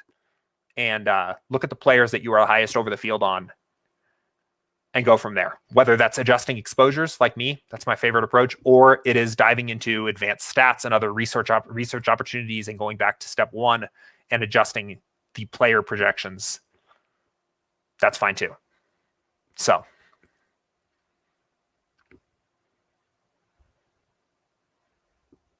okay. Cool. I'm going to keep us rolling. Guys, I know there are probably plenty of you that have asked questions in YouTube chat that are patiently waiting for me to get to your question, and I promise you we will get to everything. I'm going to get through the other questions that came through Slack chronologically, and we will go from there. Cool. There's a question about ROI here from David, and I'm going to just answer this by kind of cautioning. ROI. So David said, I would love to know what ROI pros have, and not necessarily the superstars, if these people even exist and aren't just grinding the momentum of a lucky hit. I'm interested in what grinders make over a significant period of time. Yeah, I mean, I think, David, that you actually kind of already touched on the issue of ROI here. Oops, sorry. In the question, right? And the fact is that unless you are playing a massive volume over a very long period of time, that ROI is going to be extremely affected by your hits, by your wins, by the banks. And it's not necessarily going to be indicative of the actual individual skill of a particular player unless you have just an enormously large sample size. A video that I have up on our YouTube channel as well that demonstrates that is this video. What does variance look like after 100 slates for a winning player, right? This is 15 minutes long. Another one of my favorite spreadsheets I've made here. And it's a 100 slate simulation using assumptions of a player that is good, that is profitable. and it shows just how crazy the swings can be over 100 slate sample. I mean, there are samples in here where we run this, and basically the assumption here is you're just playing the $1 minimax every night. And there you can see there are seasons where, or 100 slates where you profit like 30 grand, and there are slates where you lose $5,000. Or not slates, there are samples where that happens, right? That's how volatile ROI is. The best overall metric you can use to determine how skilled a player actually is at DFS is their finishing position, how often they outpace the payout positions. So basically, if you are putting an average player is going to put 1% of their entries in the top 1% of the contest over a long period of time, right? If you are better than average, you will put more than your fair share. You will put more than 1% of your entries in the top 1%, giving you an opportunity to realize that. David said, yes, that is what I'm asking about, someone who does volume. I don't know. I think the volume that you need to get there is enormous. Like, I mean, you were talking about basically a very elite top level of player to actually be able to say that ROI has value of even looking at that number. I mean, I think some of the top players out there are sometimes occasionally open with their ROI performance at the end of like a season. So I think looking on like DFS Twitter would be interesting to see if any of those guys are like posting that kind of information, but you would have to play. I mean, again, so David said, yes, but over time with a large enough sample, what is a typical ROI for a grinder? I honestly don't think that is a fair question to even answer, like to be completely upfront, because you are so exposed to swings, right? You're just the actual real sample of what's going to happen. I want to know how much someone can expect to make, not how skilled I am. But those two things are inherently tied together.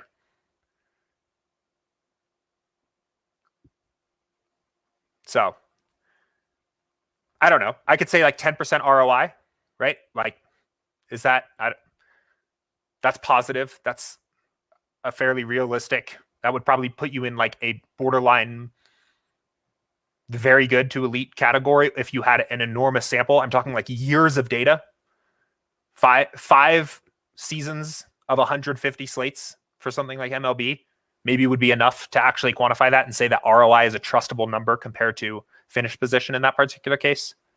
But again, you are so susceptible to, if that person takes down like an opening day milli maker one time, their ROI is just enormous for the rest of their life. So Don made a really good point of saying you could reformat this question and ask, what is the best way for me to know if I'm a good player? Or what is the fairest way to assess my skill level? And I think for that particular question, it would be finish position. How often you are in the top 1% of your, how often you are in the top 1% of your contest over, again, a longer period of time. But since you're not susceptible to the variance of number one, it will be a little bit more reliable after something like a single season of data. Roto Tracker is a very good tool right now to do that, to check your top 1% finish positions or top various finish positions. And we plan on building a product in the future that will also track something similar. So.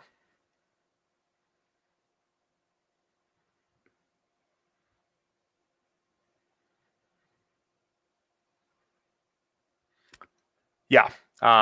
David said, yeah, they are tied together, but they don't help you decide if it's a worthy goal. I get what you're kind of saying, right? Like what is actually a realistic turnaround here. David said, I think that would be hard to hit. I was thinking more around 5%. Yeah. I mean, anything above 0%, you're already beating the rake, right? Because the rake is, especially at the low stakes, like 15%. So you're already outpacing that. You're already technically above average. Yeah. I mean, I think setting a goal of something like 5 to 10% as a starting point is a good spot. But even in something like low stakes NFL, right? It's realistic to have a much higher ROI than that. At higher stakes, it can be a lot lower. There are high stakes there are high stakes DFS players that have an ROI of 1 or 2% and still grind those particular sports and contest types because the volume that they're playing is enough to justify it. But anyway, I'm going to move us on from this particular question, and we'll keep us rolling.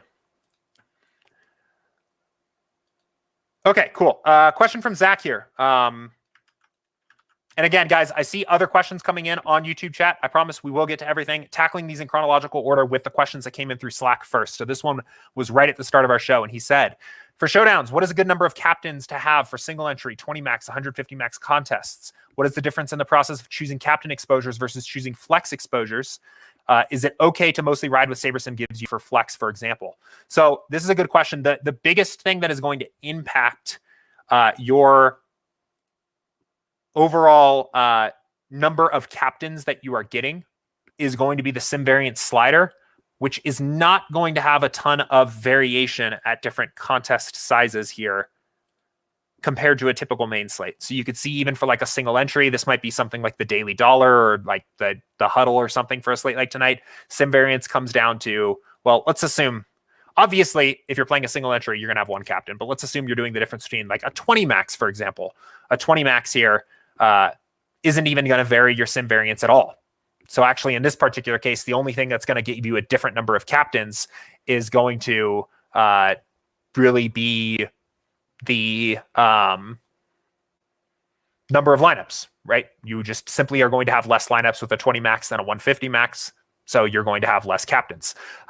In terms of like, how many captains should I have for this particular slate? Well, that's going to be very slate dependent. And that's actually, I think, part of, again, one of the values of SaberSim. One of the things that can be really advantageous here is that you don't have to address this with a rule of thumb and say, I roster 5 captains when I play Showdown, because you can handle this on a slate-to-slate basis. So when I was building lineups earlier, at least kind of experimenting with this and running some test builds, I was actually getting a pretty spread out captain exposure, right? At least by default, getting quite a few captains, even in 20 max lineups. Last week, Thursday Night Football, I got like 90% Christian McCaffrey on my test build and then like 1 or 2 Darnold lineups, right? It just depends on the slate. So there's not necessarily a right answer to how many captains it makes sense for you to have. I would encourage you to basically run your test build. You could couple that with, again, maybe like a research build alongside that or a much bigger build and just get an idea of what the slate context looks like overall.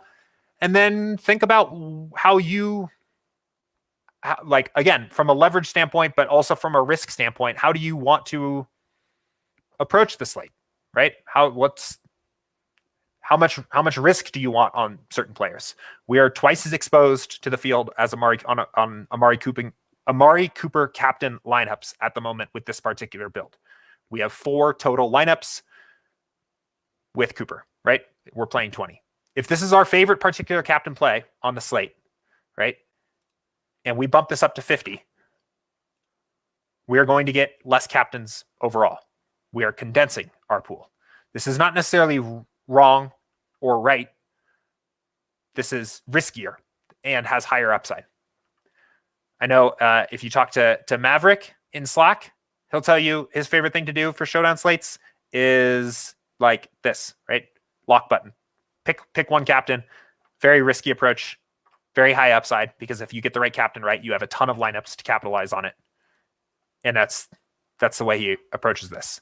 So I would say, really, for the first part of this question, it's not something, a good number of captains is not something that is constant or static for a particular slate. It changes slate to slate, and it's important to run your test builds to see how the individual particular slate looks like. You are going to get naturally more captains when you're building 150 lineups than you are if you're building 3 lineups or 20, right? And then it's a little bit of a risk assessment decision from you. So how many captains do you want? I often, in my particular process, end up with a pool of, I think I said on Sunday, this came up in Slack, I think I was talking about like 3 to 5 captains.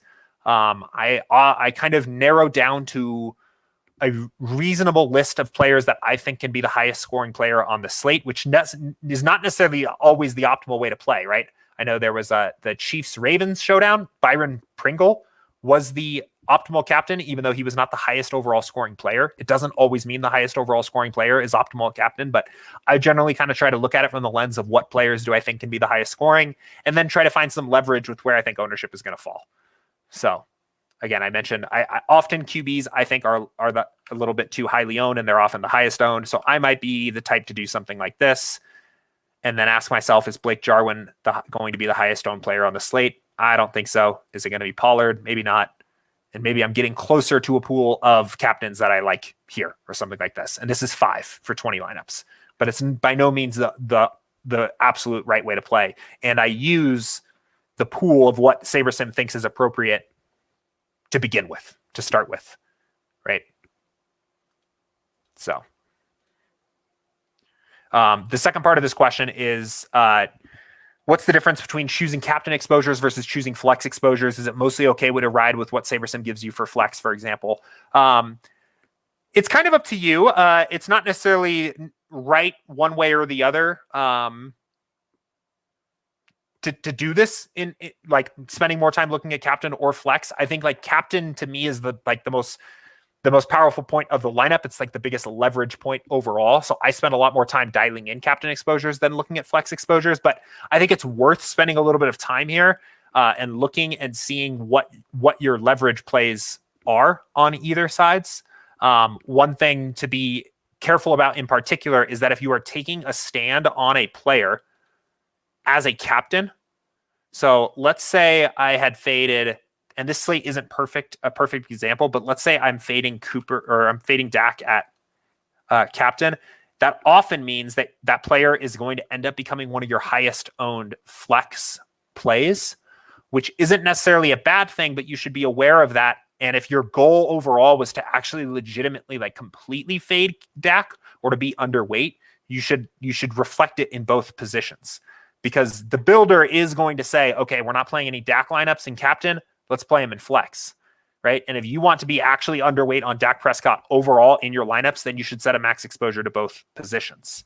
The other thing that I think is worth looking at in particular for flex spots is value plays, where even though we're not optimizing by average projection, you may find that you are getting a lot of exposure and that your biggest overall leverage stands are with cheap plays. This is common. And I think it's worth asking yourself, like, how much of that guy do you want? Because I think the field gets there too, right? When they're cheap for everybody. So I think another worthwhile thing to look at here is to make sure that maybe your most confident plays are the ones that, or the ones that you want to be the most over the field are on the ones that like you feel like you maybe have some intention behind that.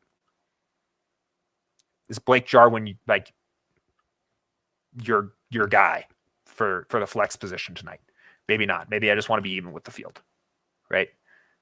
Is Jake Elliott the play? You got to get value somewhere,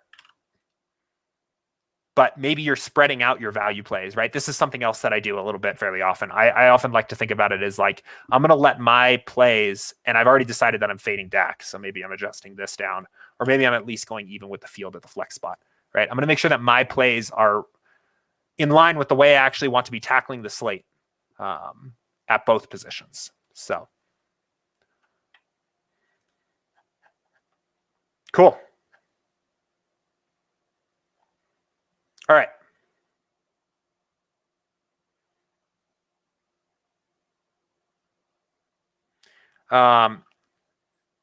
Dicehawk had a good question here, and this is, I think, kind of more of like a product request maybe. But he said, the biggest issue I have so far is updating my lineups that I've uploaded/filled in the entry editor. For example, it's not always easy for me to find the exact build that I'd use to fill the lineups on the entry editor.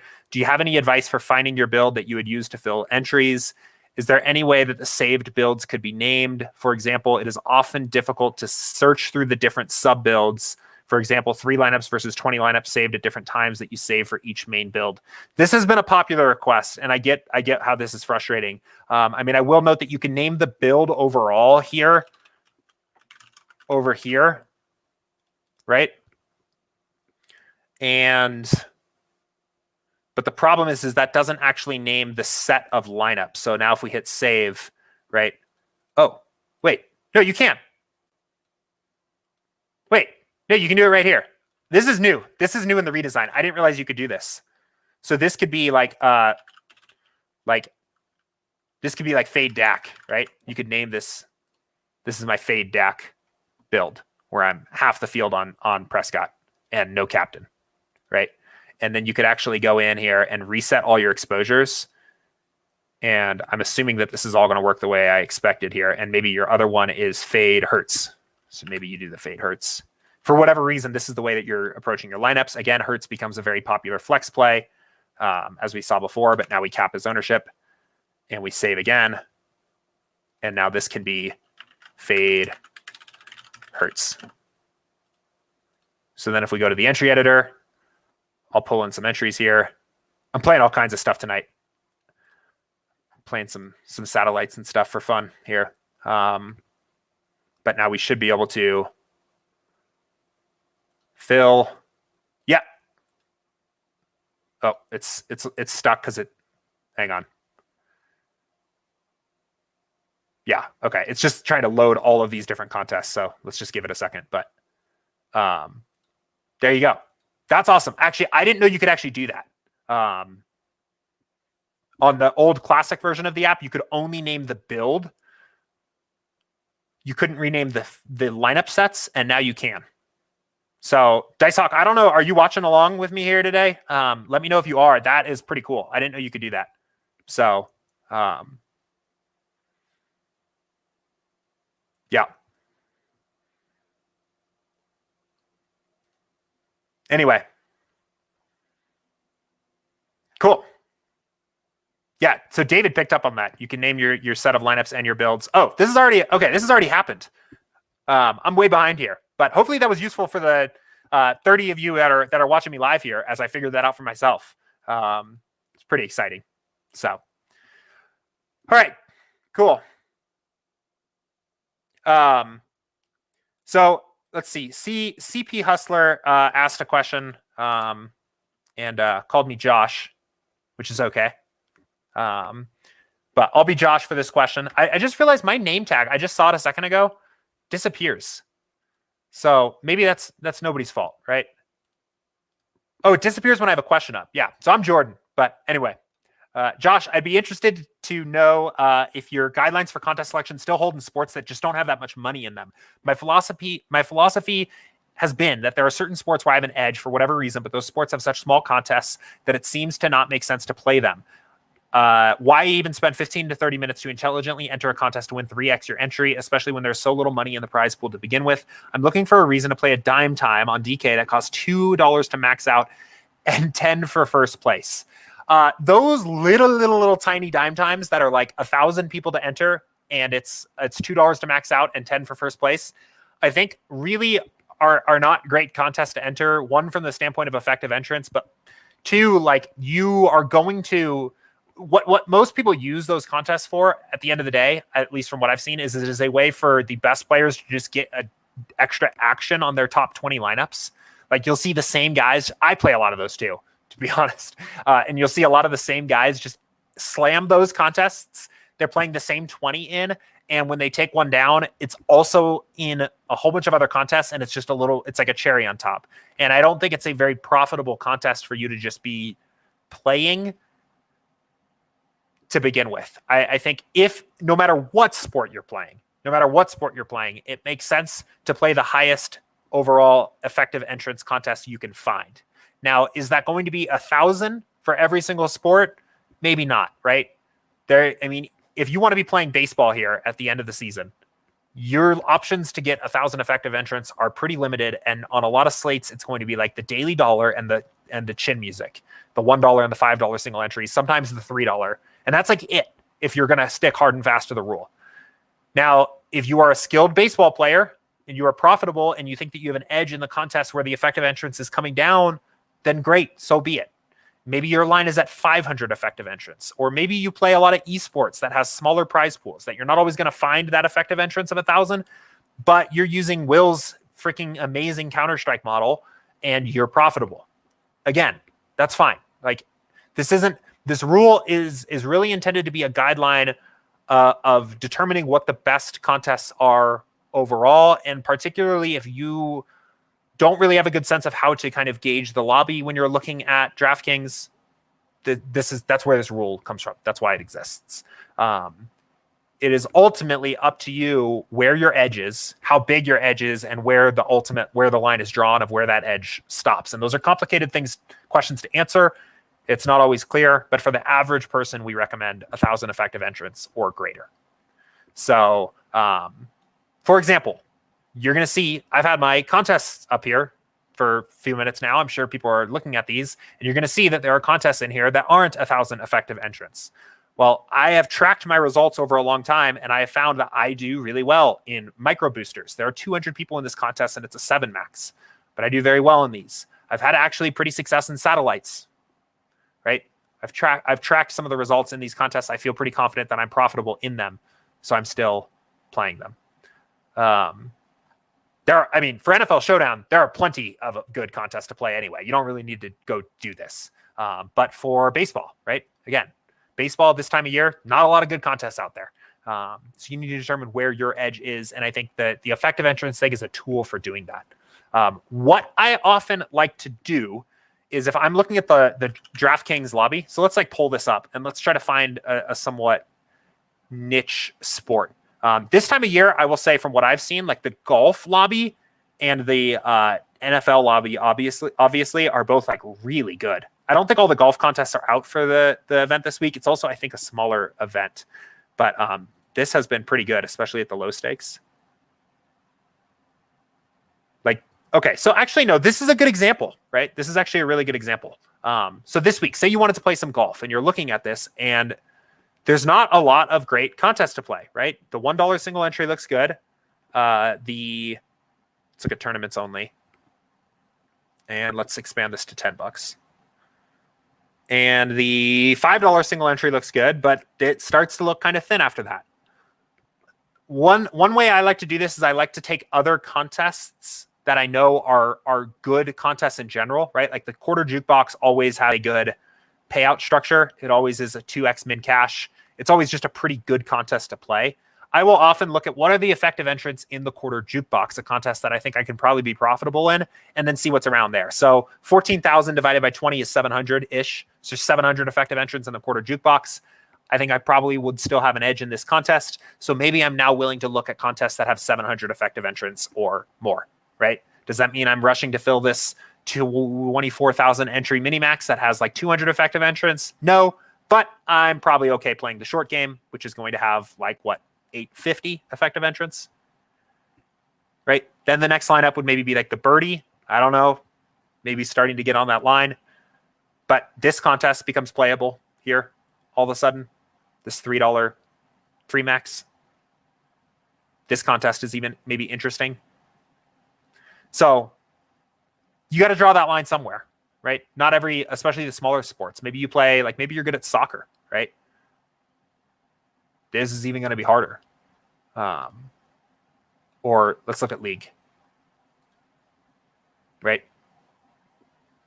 So you have to decide where that line is kind of drawn. The other thing too is that I think the more major a sport is, the better the field is just going to be at it. So for the most part, right, I want to be careful with that. But there's so much NFL content out there that even somebody that's going to be kind of just not very good at NFL DFS can basically walk into a set of DFS projections for football and have someone tell them, hey, pair a quarterback with a wide receiver, right? That happens. And then all of a sudden you're talking about a lineup that is actually okay, right? For the esports or something like that, right? It's way harder. Nobody's intuitively going to know what to do with a Counter-Strike lineup in terms of construction and how to stack it. That just stumbles in here. It's hard to find good Counter-Strike projections, right? Particularly because Vegas is beatable. It's not very easy to beat, or it's pretty easy to beat Vegas Counter-Strike, right? And the value of projections goes further. So you can get an edge over the average player faster, especially with a tool like SaberSim. So your need to have a higher effective entrance actually may go down in a sport like this. So similar to something like college football, right? But maybe for a different reason. There's so many players and teams. If you're a big college football fan and you can add value by just knowing the teams and players very well, you may not need the same number of effective entrants for the contest to be profitable as somebody that doesn't as well. So, but good questions overall there. So, and it's all good about the name as happened before. So not a problem.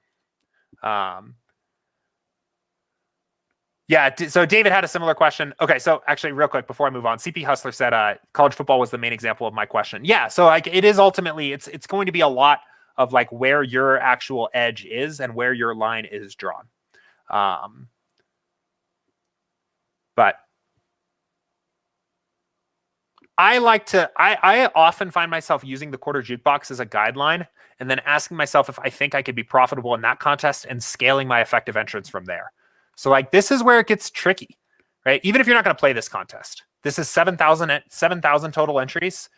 So 350 effective entrants. It's starting to get a little tougher there. You know, I don't know. A lot of times this is kind of the line where I start just skipping the quarter jukebox and making sure that I have like at least 500 effective entrants, but your options are going to be limited. So anyway, let's keep it moving here. All right. Through all the questions in Slack, scroll up. And let's go ahead and get into this. So again, I know there are some questions that came in a long time ago now. I hope you guys are all riding with me here and sticking around. But this one came in from Brandon. He said, new member here. On a showdown slate in a bigger size field, what's a good base to use on the 3 sliders to get some variance? I would recommend, in general, sticking with the defaults as a starting point. And the reason why is that the default sliders are not just where we feel like putting them. They are back tested by running thousands of lineups, literally building thousands of lineups at every single combination and seeing what sliders build the highest expected value, the most profitable lineups over a long period of time, looking at past contests that actually ran. In terms of to get some variance, what is the best slider to use? That's going to be sim variance, but you're going to see that pretty much for all of these settings, apart from like maybe single entries and 3 maxes, especially really small ones, are going to have this anywhere from 8 to 10, very high, right? We want a very high variance for Showdown anyway. At 10 in particular, you're using single game simulations to determine the projections for each player when we build the lineup, which means that you are going to, you're basically directly engaging with individual sims that we have in the database that it matches very closely with what the goal of the actual contest is, right? Like they're going to play the football game once tonight. There's basically going to be one actual real game outcome. And we're trying to kind of match that by looking at what are the highest upside outcomes in our simulation base, right? So this is going to be the slider that's going to affect your overall variance. And I would recommend using the default for the contest that you are playing. And if you are interested in moving sliders around, I would caution you against moving them down, particularly the sim variance slider, right? In Showdown, we want very high variance. So TB Lender, I'm realizing we've gotten to a few of these questions here throughout the show. So hopefully I kind of help you guys out ahead of time. But how do I use the leverage column to assess any adjustments that need to be made at the captain spot after I do a lineup build? Another very good question. Let's go back to our test build here and just touch on this here again.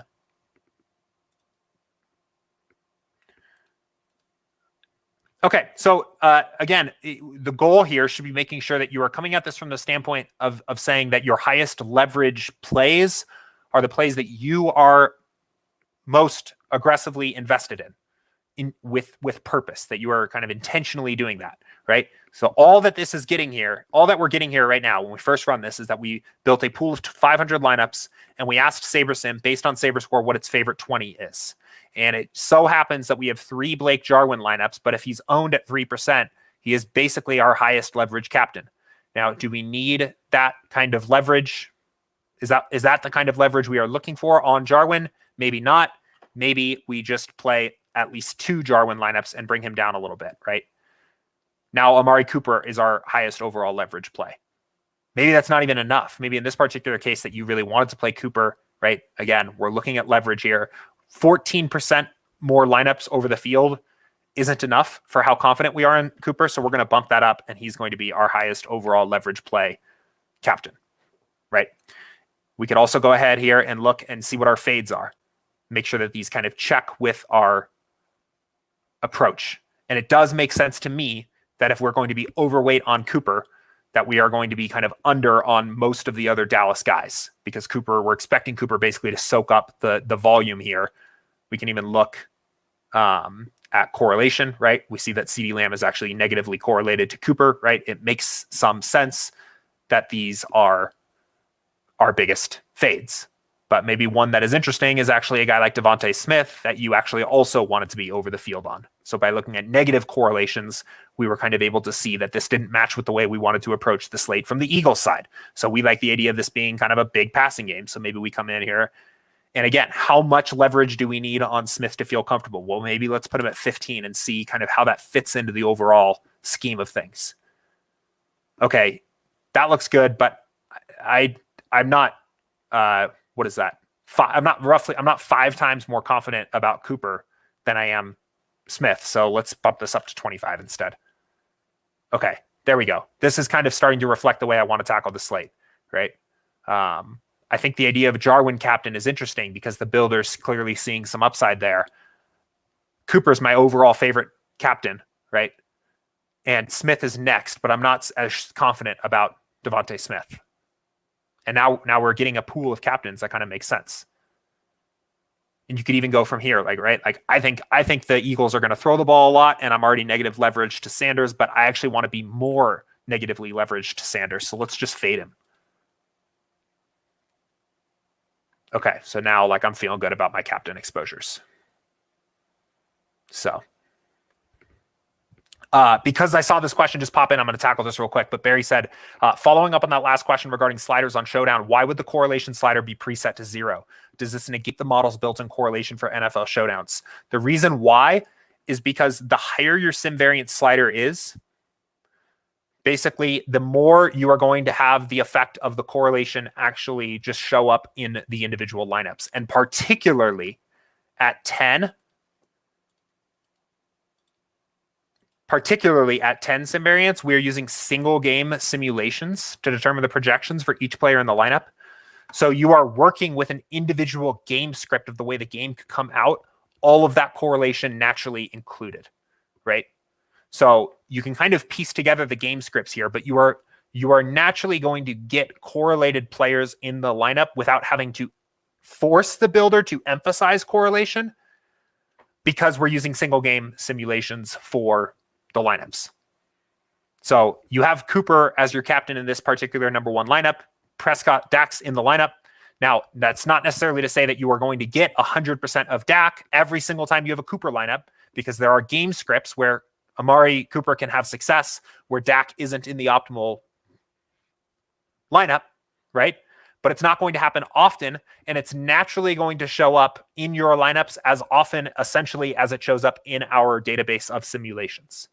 The reason the correlation slider exists, and the reason that the correlation slider is basically on in a typical main slate, even if sim variance is at 10, is because we want to build lineups that are correlated, because essentially it is less likely that we need to find the optimal lineup to win the contest, right? It is enough to pair Stafford with, on the main slate from last week, it is enough to pair Herbert with Mike Williams with who went off for the Chiefs, Clyde Edwards-Helaire run back, right? Even if those 3 players are not the optimal player at their position, because we want to build the correlation in that stack. In this particular case for Showdown, the correlations of the single game are showing up by just using single game simulations. And even as smart diversity comes down, if you're playing some smaller field stuff, right? Or sim variance comes down if you're playing some smaller field stuff, right? The correlations are coming through in the individual simulations themselves. Because if in this particular game simulation, maybe this is one where Cooper goes for 160 and 2 touchdowns. Well, somebody threw 2 touchdowns. It was probably Dak. Does he have to be in the lineup? No, but he probably will be. Same deal here, right? Smith is in this lineup. Somebody had to make Smith have a good game. In this particular individual game simulation, it was probably Hurts. Not 100% of the time is this going to happen, but it's going to happen often just because we're using individual game simulations. Now, there are questions here sometimes where people will find a lineup where you have two running backs from the same team, right? These guys are negatively correlated on average, probably. Oh, they're actually not. Well, a very good example of how rules of thumb can let you down, because there's actually a small positive correlation between Gainwell and Sanders. But again, right? Is it possible? Is it likely that Sanders and Gainwell succeed together in a particular game sim or a set of game sims? Maybe not, but there are clearly game sims where they do. I think it's already happened this season, right? So in this particular case, they're included in the same lineup together because in this particular game outcome, it made sense. Here's a lineup that has Cooper and Jarwin, right, but doesn't have any Dak. It's a game simulation that has a game script associated with it that doesn't need us to have the correlation slider on to say correlate Hurts and Devontae Smith, because when Hurts has that optimal captain lineup, he throws the ball to somebody, presumably. So I am trying not to beat a dead horse here, but I want to kind of explain that as clear as possible because that is a super common question. And I want to make sure people kind of understand why correlation is off for showdowns. And the answer is because the game simulations that are the individual game sims that are being used to build each lineup already express the natural correlation of the game sim. And then the natural follow-up question of, oh, well, sim variance is also 10 for NFL main slates. The answer there is that even though there are so many more games on the slates and we are further away in NFL main slates from trying to build a mathematically optimal lineup, that we turn correlation back on to get the kinds of stacks that we need to win. So the optimal gets found in DFS for like probably 80% of NFL showdown slates. So we are essentially trying to find the optimal, which is why it makes a lot of sense to use sliders that are roughly like these or resembling these, because we're looking at single game simulations and we don't really care about correlation. The closer you need to get to finding an optimal lineup, literally the highest actual score lineup you could have created, the more correlation is going to come down, because correlation is purely a tool to help us build the better lineups than our opponents. But if the goal is purely to build the absolute optimal, like it is in NFL Showdown, more or less, we don't need it. So anyway, let's jump back up here and get to some other questions here. Larry said, how do the optimal lineups from research builds help you as far as choosing your exposures for your pool? Great question. So what I will often do is let's go back to the main slate. So I am often running a research build and either checking it against the SaberSim ownership projections that I have made some tweaks to, which is something that I often spend some time on. I think that's an important part of my individual process, or my just intuition of where ownership is going to fall, and then determine basically if I want to be over or under the field on certain players. So I'll show you what this looks like. For example, for this week's main slate. So I would build my 1,500 lineups. A lot of times I'll open this up a little bit more too, because I think that's a little too restrictive. So I'll do something like this.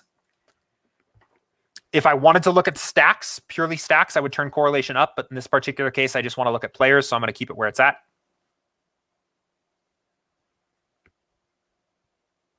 I want to correct this real quick. So correlation reduces ceiling, but increases average score, which is counterproductive to Showdown.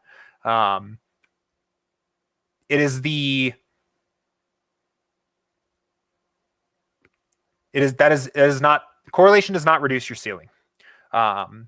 Correlation actually is going to increase your ceiling for like an average sport. Because players that are likely to succeed together are packed into the lineup together, right? So when you stack the quarterback with the wide receiver, those two players are more likely to succeed or fail together. So it actually lowers the average score, but increases the ceiling. The issue here is that we need the stone cold optimal lineup. So you could say that on a main slate, for example, you're stacking the Cowboys. It makes a lot of sense to pair Dak with Cooper, because if Dak has a good game, Cooper is probably likely to be one of those people catching the touchdowns. But in Showdown, we need to actually build literally the exact optimal lineup.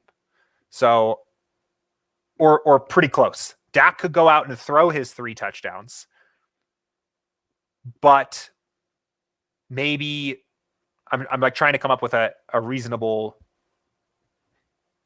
example here. Maybe it's I don't know, maybe Hurts throws 5 or something like that, right? And all the optimal players are on the Eagles side. So you are trying to essentially find that optimal in NFL showdowns, which is why the correlation slider, we don't want to overemphasize correlation beyond the natural correlation that's already expressed in the game simulations. So anyway, let's jump back here, look at research builds. So what I'm essentially doing here is I'm looking at the exposures I'm getting from certain players versus what I think those players' projected ownerships are going to be, what we have them at projected ownership, or my overall just sense of intuition about where they are going to be owned. And that is affecting how I approach the slate. So a few things that I like to look at. I often like to look at quarterbacks first. That is a very good starting point. And again, this doesn't need to be an exact science, but I'm kind of just looking to find interesting plays, right?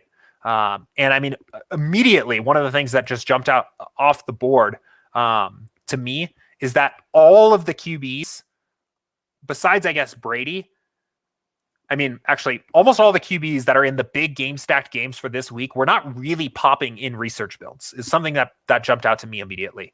Like you see Lamar, obviously Trevor Lawrence, Justin Fields was showing up a bit. Brady then does show up, but then it's Josh Allen, Derek Carr, and then it's Stafford. Then it's Daniel Jones, like, right? Like there was the Brady Stafford showdown. There was the Mahomes Herbert game. There was the Wilson Cousins Vikings Seahawks game, right? Those are kind of like the big 3.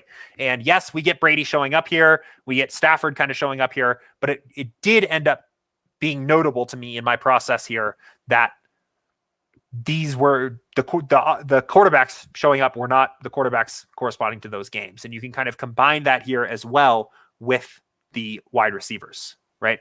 And get a little bit more. So yes, Hill shows up here, right? But then it's pretty far down before you find guys like Kupp and Godwin.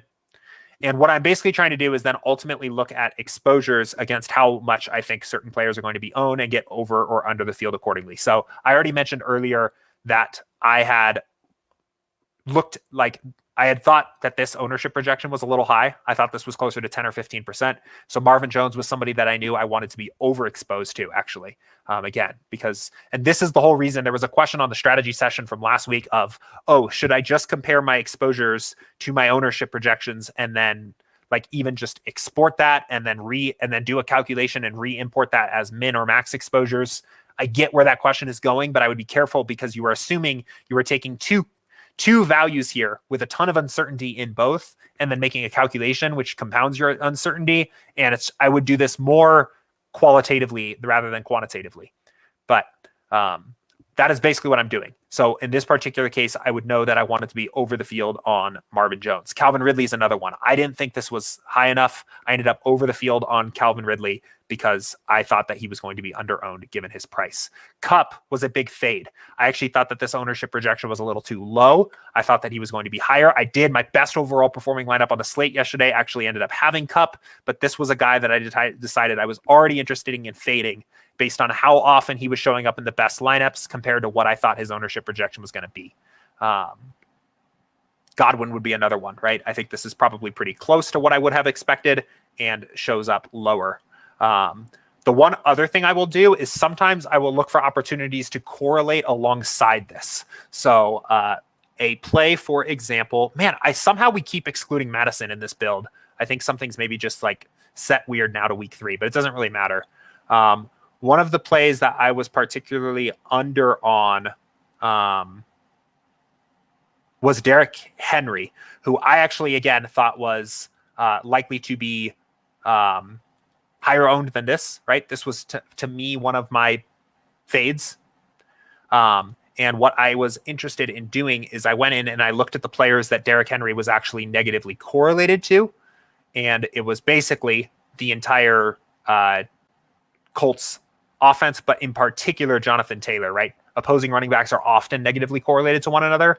So then what I went ahead and did is I looked back at exposures and I looked at what Jonathan Taylor's overall kind of place was here and made sure that he was like a viable play.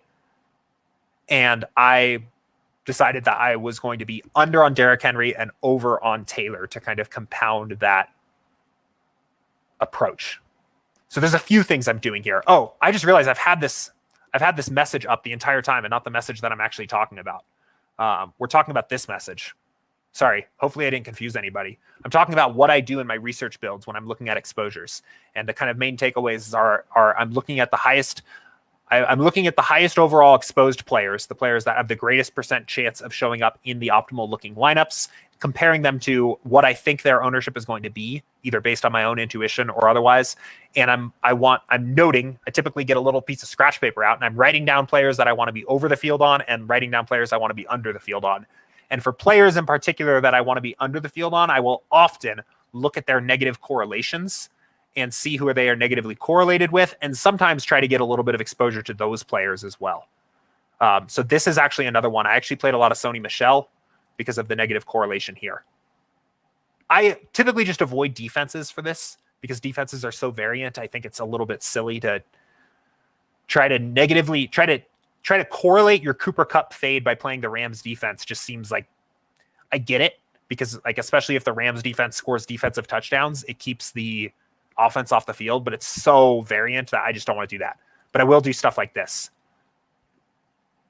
And yes, all the other pass catchers are also here, but if you're playing Robert Woods or Tyler Higbee instead of Cooper Kupp, like you're playing Stafford Stacks anyway, who's much more correlated to Kupp, I like the idea of doing like this, right? A lot of times the running backs that I end up playing in a given slate end up being heavily determined by the other players that I'm not playing, because running backs have very interesting correlations with other players on the football field. They often negatively correlate with the other running back.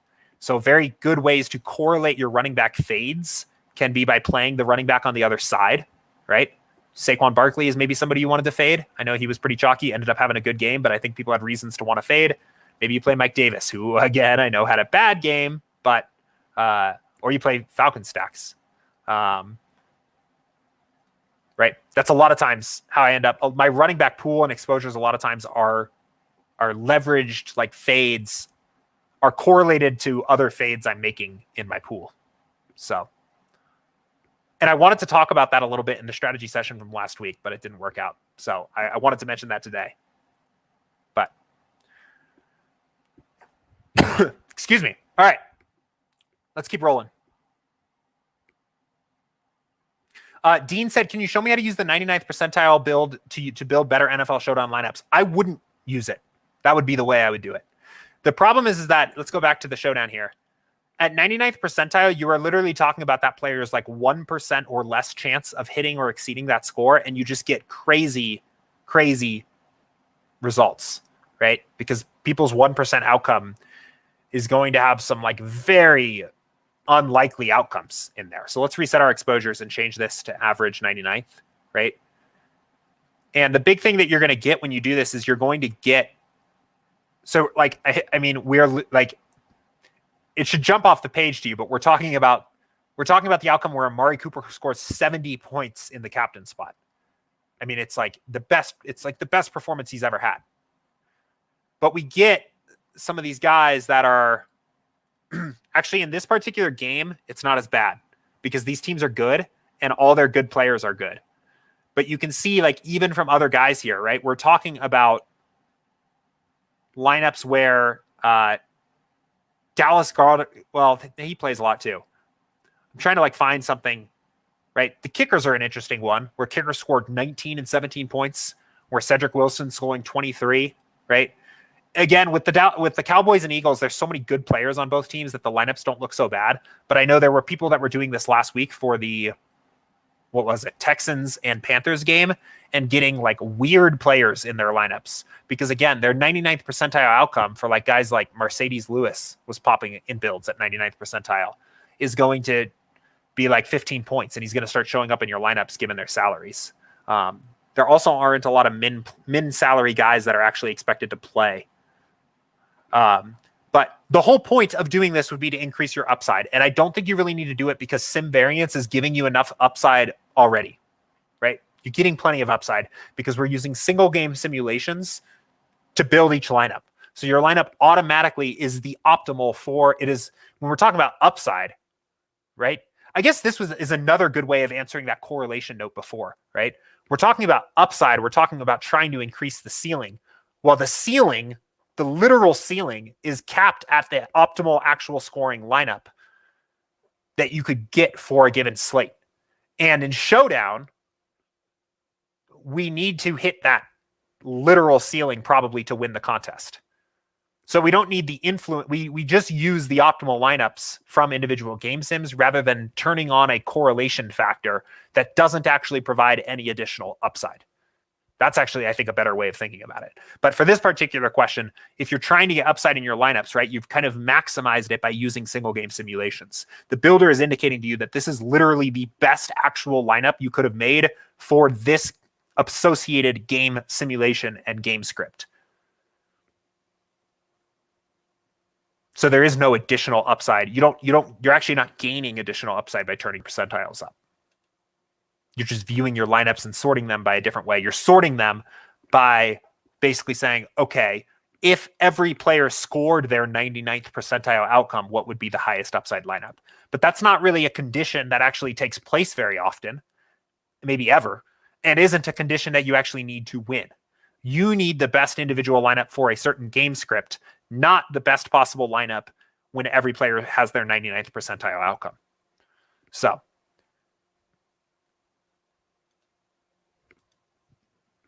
anyway, Kenny asked, how many captains would you have for a 20 max? I answered this question earlier. I think might have been the same person, but I answered this question earlier. This will be up as a recording on YouTube after I'm done and timestamped so that you can go in and filter and rewatch sections that you want to watch here. But Ross said, whenever Jordan makes a spreadsheet, I always get excited.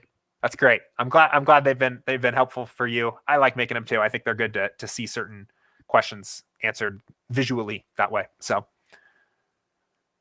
Ponda619 said, I noticed I missed this question when it came in live, so I'm not sure. I noticed the same issue, but the opposite, 44% of lineups had Murray as the QB in 150 max. I assume this was when we were thinking about like setting your exposures and adjusting, right? And yes, this is again a very good example. So say you're playing 150 lineups, and I don't know what we had Kyler Murray projected on, but maybe it's 10%, right? I think that's realistic. And you have 44% of your lineups have Murray. So you have 34% additional lineups than the field does on this player. And maybe he's your highest overall leverage play on the slate. Is that reflective of the way you want to tackle the slate? Do you feel the best overall spot to tackle, the greatest spot to get edge? And does it make sense to you that you are 34% overexposed? Yes? Great. No? Cap exposure. So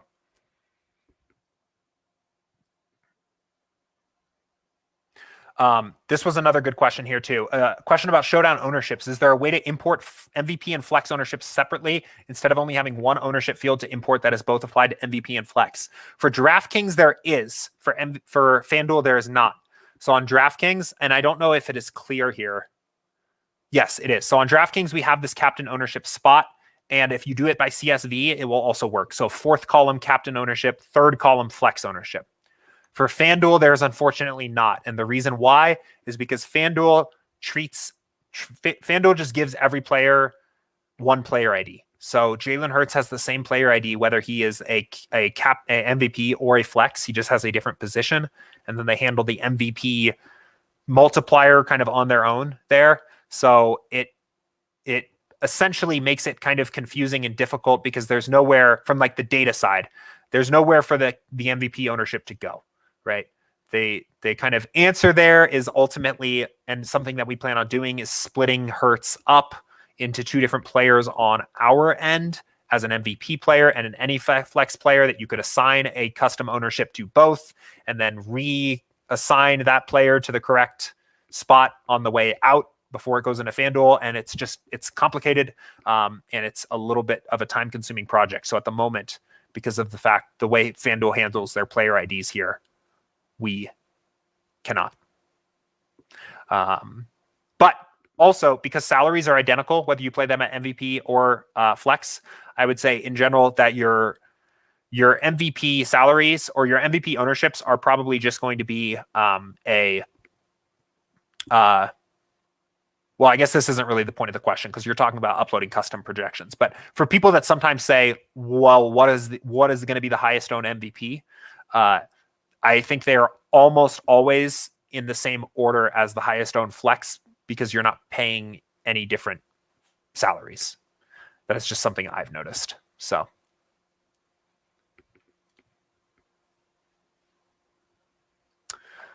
Okay, cool. I think we are almost through all the questions here. Let me scroll back up. Okay, so there was a question here. Dean said, can you explain the best way to use SaberSim to attack the Dallas Cowboys versus the Philadelphia Eagles showdown game tonight? Yeah, I can. So how I would recommend starting is pulling up the slate, pulling up the site. I'm assuming DraftKings.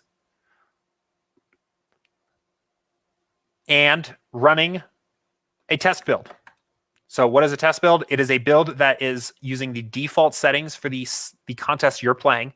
So maybe you're playing the first down or something, quarter jukebox, 20 max over 50K 1,000 entrants, build a pool of lineups. And what you're going to see is you are going to get 500 different lineups that reflect how our model thinks the game is likely to play out. The lineups that have the highest individual upside for their game sims or are the optimal lineups for multiple different game sims are going to show up at the top. And we are going to give you our favorite 20 out of 500. From there,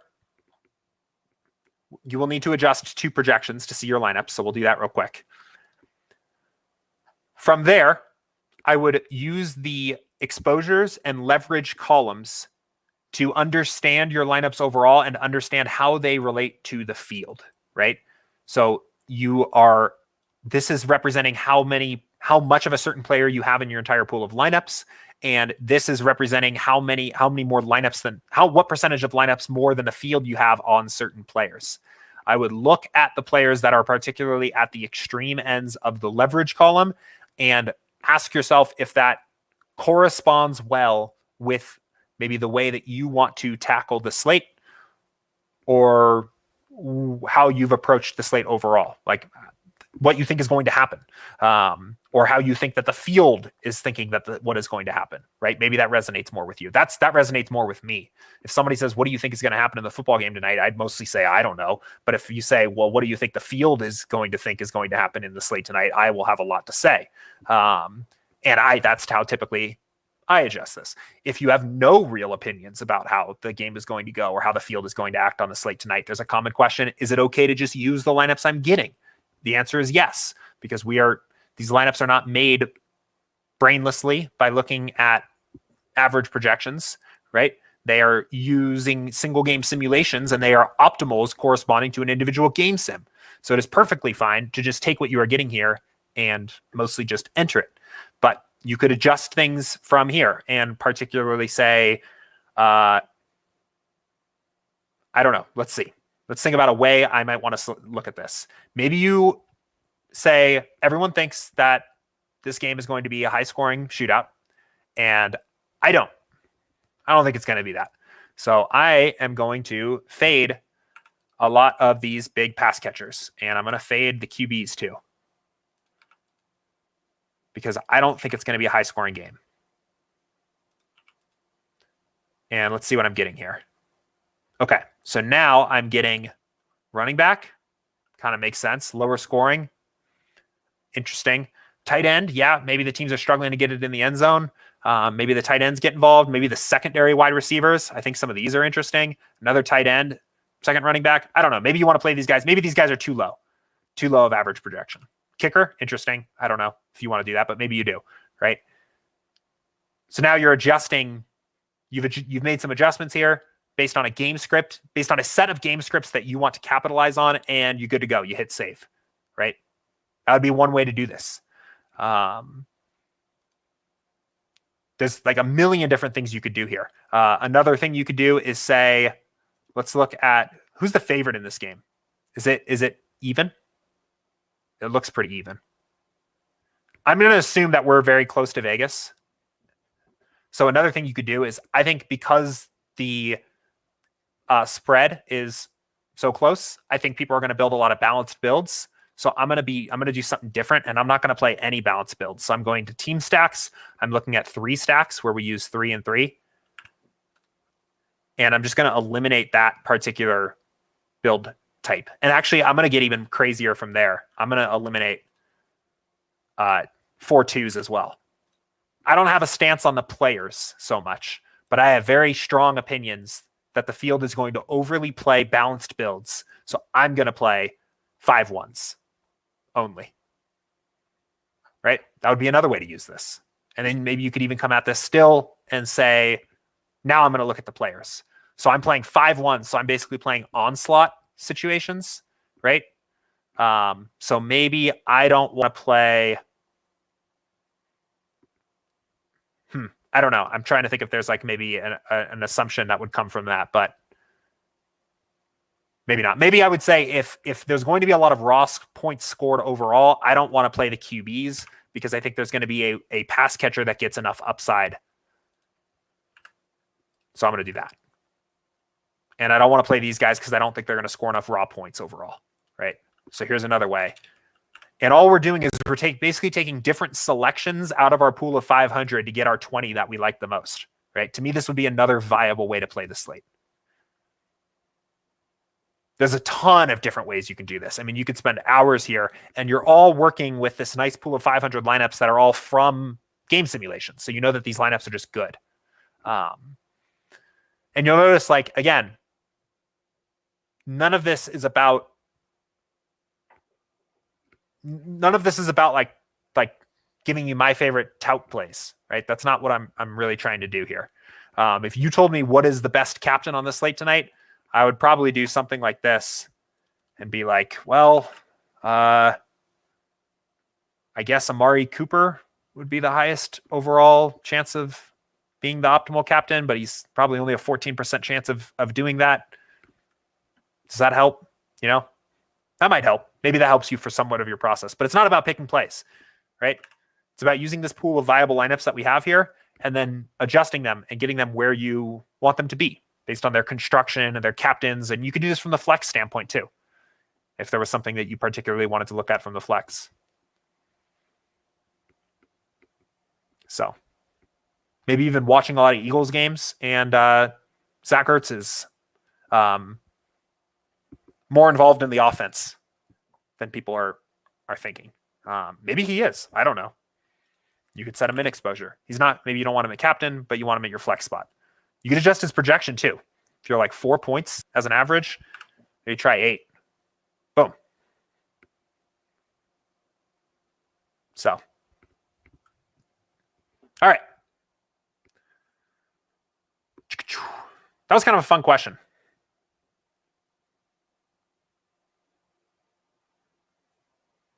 Okay. Well, I think that is all the questions. Do I have any others? Jack Cross said, who won the spinner this week for DK? Yeah, Ross answered that one for me. So I saw it sounds like there was an error here, maybe. So I'm almost done here. When this is done, I will put this up on YouTube. I'll timestamp it so you can easily find it. And I'll also do an announcement in the channels, the Office Hours channel or the NFL channel or whatever, saying who the winners were for this week. So, but let's remove this message here since we're done talking about this. Let's see here. I think this is about it. Guys, Wow. Thank you so much for being a part of the stream here today. This is going on almost 2.5 hours. So I cannot say enough how much I appreciate everybody that joined in here, watched the stream, asked questions, and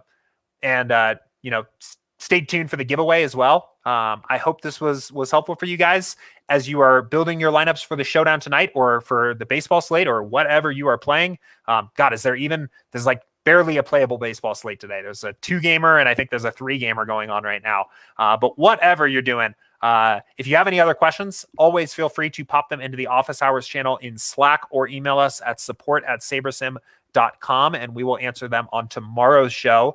I believe the plan is to do a strategy session this week. I will have to double check on what the subject is for this week, but it'll be something football related. I just need to go check on that, but we'll be doing that this week. Be doing office hours all week. Congratulations again to the giveaway winners and the winners of this week's weekly max challenges. I will be posting in the channels about that. And I guess we'll leave it there. Enjoy the rest of your guys' day. I will talk to you all tomorrow. Good luck tonight.